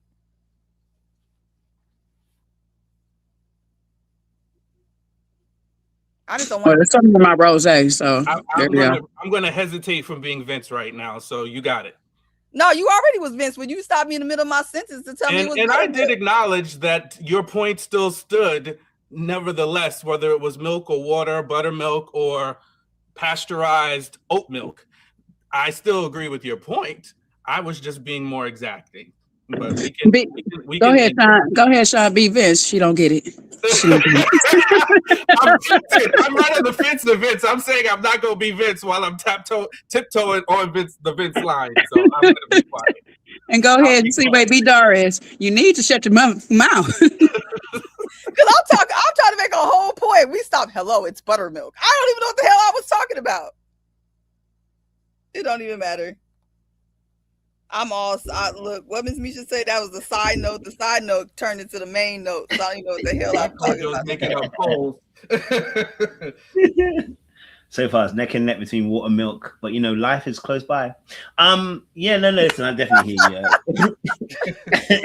I definitely hear you guys. I feel seen. Thank you for the poll. I feel seen. I appreciate it. We're getting more polls in there, but no, I mean, listen, I love the debate about whether it's something clean, the water or the milk. Either one works for me. You know, I definitely hear you. I think it's interesting. Like I said, it's just interesting. I think with the situation, and I think for me, like I said, we don't need to like bludgeon the point at all, whatever. I just think that you know that our good sis Camille also doesn't need a dressing down, but just needs to be. You know, I think it's a lesson for everyone else. Let's not waste our time, people. Look, the more intentional you are as an individual, male or female, man or woman, the less that someone who's not intentional can play with you. You know what I'm saying to you?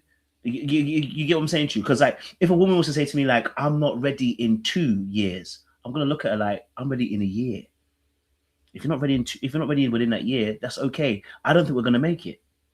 That's okay, right? My time scale means that you no longer can fit into that frame, and that's okay. You know what I'm saying to you? Like, I think your intentionality makes other people have to come out of their space or come out your space in a sense. Because that's what we've been talking about today, right? Donna make sure that she should make sure that if she's going to do a timeline, of course, her situation, she shouldn't just plug and play, but that alienates some, that makes somebody fix up, you know? And I think that's a very important aspect too. You know, if you're dedicated to what you're trying to achieve, you've got a timeline of how you want to achieve that goal, of course, within reason. It can be a little bit more flexible. It just avoids this situation. And my other thing was that is because that whole marriage thing on the screen was also what threw things off. It's like you wanted to show that you did something, but you didn't do something. And I won't even say you're playing in my face. You're playing in your own face. You know what I'm saying to you? You're playing in your own face. And then it begs the question to ask, did you do this to shut people up? Or did you do this just for TV? What is the reason behind doing the whole marriage on TV now? Because it wasn't necessary. This wasn't even your season. You know, so what was the reason behind it? Ready to Love bigged it up like it's their first ever marriage. You know, well, it wasn't their first, but like almost bigged up like it was their first marriage. You know what I'm saying to you? So now, I think the other day we mentioned their names. That's how we got into the conversation. We mentioned these couples are now married, Camille, Canese. So again, this is what I'm saying, like living a double life. It's almost like me wearing a ring, coming to you guys and be like, you know, this marriage thing it's not been easy the last 2 years. And then I can't, and then after you find out that I put a statement out and say, well, you know, me and my girl, we're no longer together. You look at me like, wait, coach, do you have a ring in your hand? Like, it's delicious. It's like that means you're in a role where you're acting for a very long time. And I always find that whenever you're acting in a role for a very long time, you often take that into the relationship too, which means people are not going to be able to be their best vulnerable selves in the situation. So it's less even about Cornelius and Camille, but for the rest of us to also learn the lesson as well. You don't need to, for me personally, you don't need to prove to your haters or anybody else who didn't respect your union or whoever thought you were trying to get one over. You don't need to do anything for them. This is solely about you. You know what I mean? So, but again, like I said, that's my perspective on the situation. I think everyone's perspective is fair and sound. I don't think we're necessarily saying anything. We're saying different things, but we're not disagreeing per se. We have different perspectives on the situation, which is fine by here. I mean, the water and the milk situation is a bit more deeper, but I'm crying. Well, I do want to add one thing. You said you touched on this, and I think this is also important to note. I think a lot of times we get caught up in this like us against the world type thing, and when you like how Dominique got caught up with competing with Lauren and the rest of the women instead of working on the relationship. I wonder if Camille was less focused on making this work and competing with the world about what their perspective was. Perhaps she would have been able to see some of the things that may have, I don't know, contributed to this relationship not working. Because a lot of times, if the world is telling you something in the water, the buttermilk, the milk ain't clean with a man, and you rather fight us than look in, you're going to miss things. Because we ain't got no dog in the fight. If we say that man is walking like a duck, quacking like a duck, is that phrase okay, Sean? Am I on point with that one? I heard it's barking like a dog, but go for it. Is it barking like a dog? Is it a different one? If we saying that, I'm not debating anymore. I'm just trying to make sure I'm on point with these phrases. I'm just trying to make sure I'm right. But if we've been saying that, and you want to fight us about it, and he end up being a duck, potentially, allegedly, girl, we was trying to save you. So like I said, what I said originally, I wish her the best of luck, because women, we have loving hearts, and, you know, we love, and we want it to work out. And sometimes we love, and we try to love somebody into submission, and a lot of times it's not going to work. You can't love somebody into submission if they don't want to, you know, if they don't want to acquiesce. So I guess this is another point that we can add to issues with the Philadelphia season.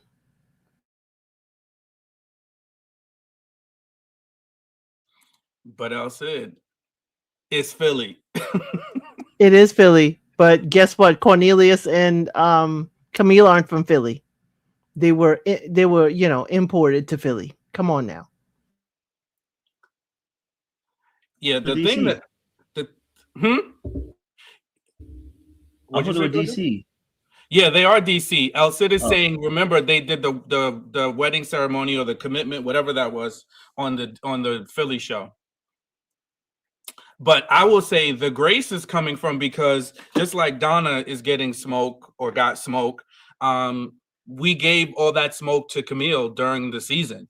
You know what I'm saying? And then we also got to, some of us, you know, got to interact with her, and also got to really see some of the, you know, some of the changes. So, I mean, there is an inherent bias. I mean, I speak for myself in that, because sometimes when you meet somebody in person and you talk to them and then you hear things and see things for yourself, it can skew your opinion of what you thought. So I think that's probably where I'm coming from a Grace perspective, is that, you know, through the years, I've seen her and I've seen some of the changes and the things that she's said. And she was one of those people too. When we first met her, when we were in DC, she was like, I know it. I know what y'all are saying, you know, and it is what it is.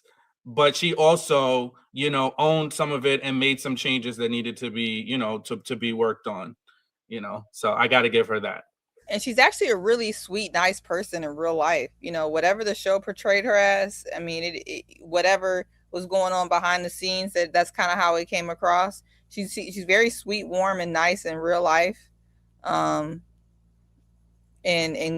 Cornelius seems to act like he did on the show in real life. That's all I can really say.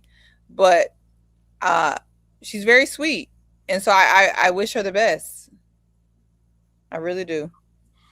And she's an AKA, so y'all know my bias for the AKAs. So, you know, I'm never gonna beat the allegations. So, you know, so there it is. I know I'll take the admonition, Elsa. I deserve it. You have just limited your blessings with the other, you know, the other ladies. Divine Nine. No, yes. I didn't say I'm exclusively. I just that's how it sounds to them, Sean. Come on now. You know how they roll. Come on now. I just said I'm a sucker for them. I didn't say I'm totally, you know. I'll take a Delta. This. See, it sounds like a consolation prize. Oh, I'll take a Delta if that's what's left. That's what it sounds like. I said, I'm not even gonna do this with you. I love all of my sisters, all of them, Greek and non-Greek alike. Okay. I love that. The GPIs get love too. Everybody get love. Sean for everybody right now. Okay, don't take it personal. Just as long as you know the milk is clean. and you ain't got them kitten heels on. Long as you ain't got that. Oh yeah, I don't care what you is. You come through with some kitten heels, we gonna out of here. You're right. Don't forget the toe cleavage. What are those? Y'all are terrible. Well, our time is coming to an end. It is time for the benediction, ladies and gentlemen. LC gonna block you, Kojo. She really is. I know. I've got a couple of more coming, don't worry. Master Deacon, I know you didn't get time because I know we were chopping it up as well. So, you know, take your time with this. You know, don't rush it. We need our benediction because we're drawing the show to a close. I'll give you a minute or so.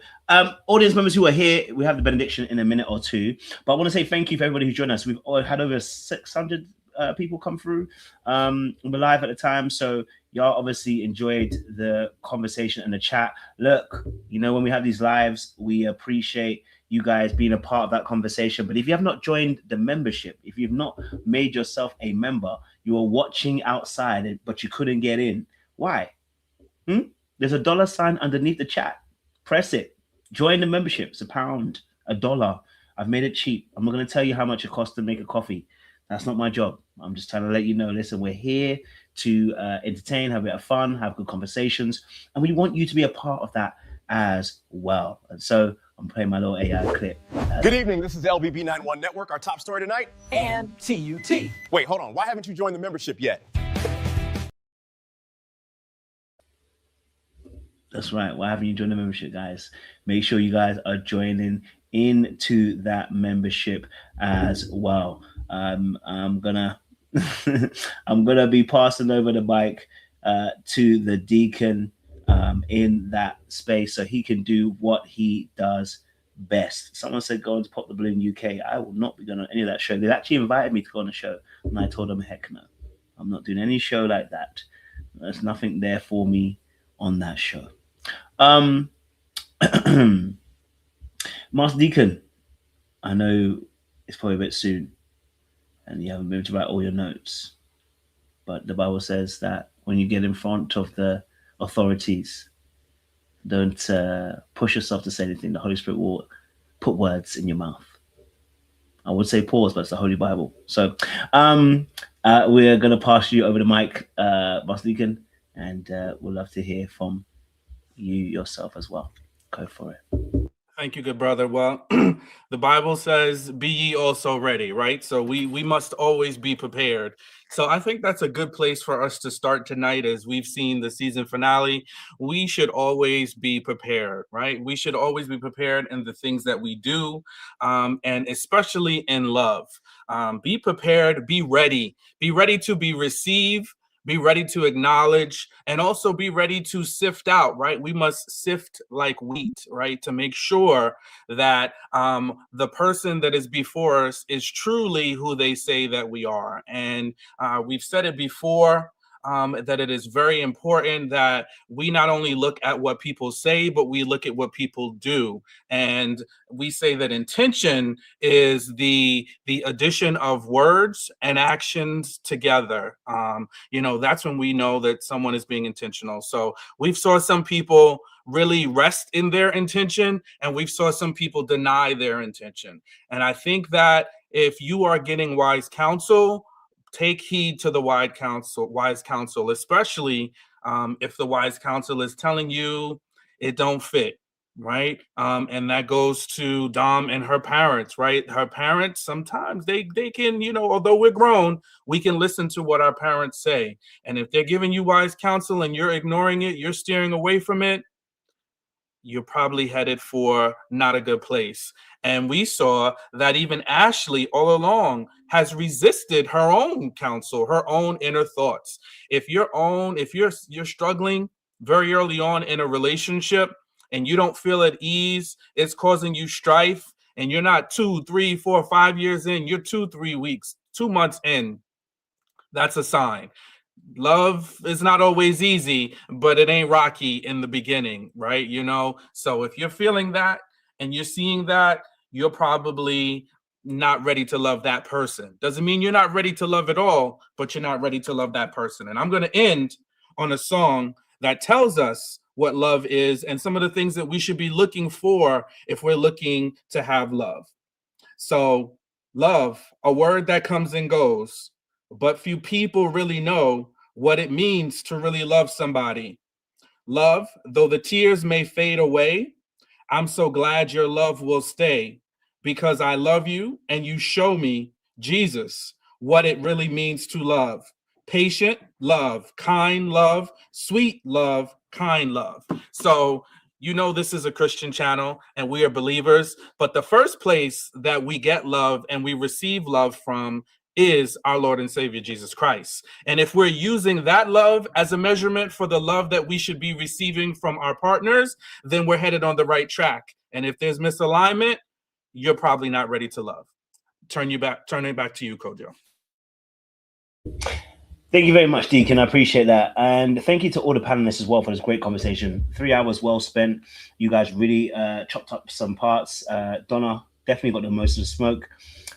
In the UK, we have a thing called doner kebab. I don't know if you guys have the same thing over there, but that is meat on a skewer. Okay, so you guys really discussed some of the points in depth, and I really appreciate that because it gave us a different angle and different perception on the topics as well. So shout out to the panel who came through. Audience members, thank you so much for joining us on this live. I know we had some technical difficulties in terms of comments and stuff like that. Hopefully YouTube will sort themselves out, because I don't know what's going on, but they are having some issues on their side. You know what I mean? Who knows what's really going on there? But even while we continue to move forward, we continue to keep on growing, we continue to do what we do best. And so we'll be back here next week with the reunion conversation, talking about what happened in that space. The next week after that, which is probably if they do a part 2, I will be in Bali. So hopefully I should have some internet, but just in case I don't, I may set up a live, and the gang may have to go without me on that one. I want to be able to keep on the Saturday. I'm in Bali to the 16th, so there's no point delaying it. I won't be there, just in case I'm not around. But and also for those who also, I've still got a lot of people booking discovery calls for coaching and stuff. We are taking a break from taking on more clients until April. So if you do use a link in the description box to book some coaching, or you want to start coaching, there is nothing going on until April, guys. And even in April, you'll be on a wait list.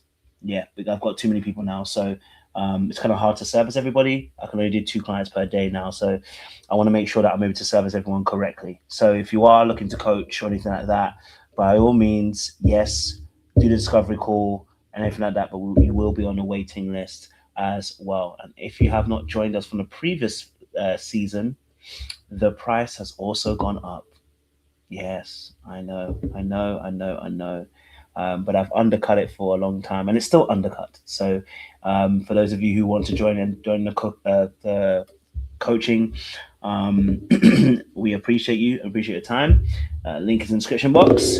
And we will see you next week for another live on Ready to Love. But if you're around on our other channel, The Landlord, we're on there on Tuesday nights, 8:30 p.m. We're talking about relationships from a men's perspective. And this week we'll be talking about leadership without having to control your partner. So we'll be chopping up on that Tuesday night as well. I want to say thank you for those who are members who have joined us as well. Thank you very much. I think the latest one was Blue Skies, Clear Water.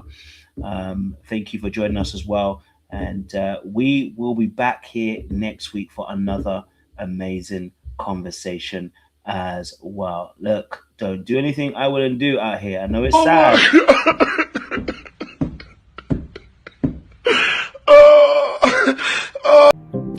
You gotta go, and I don't care where you go, but it just can't be here.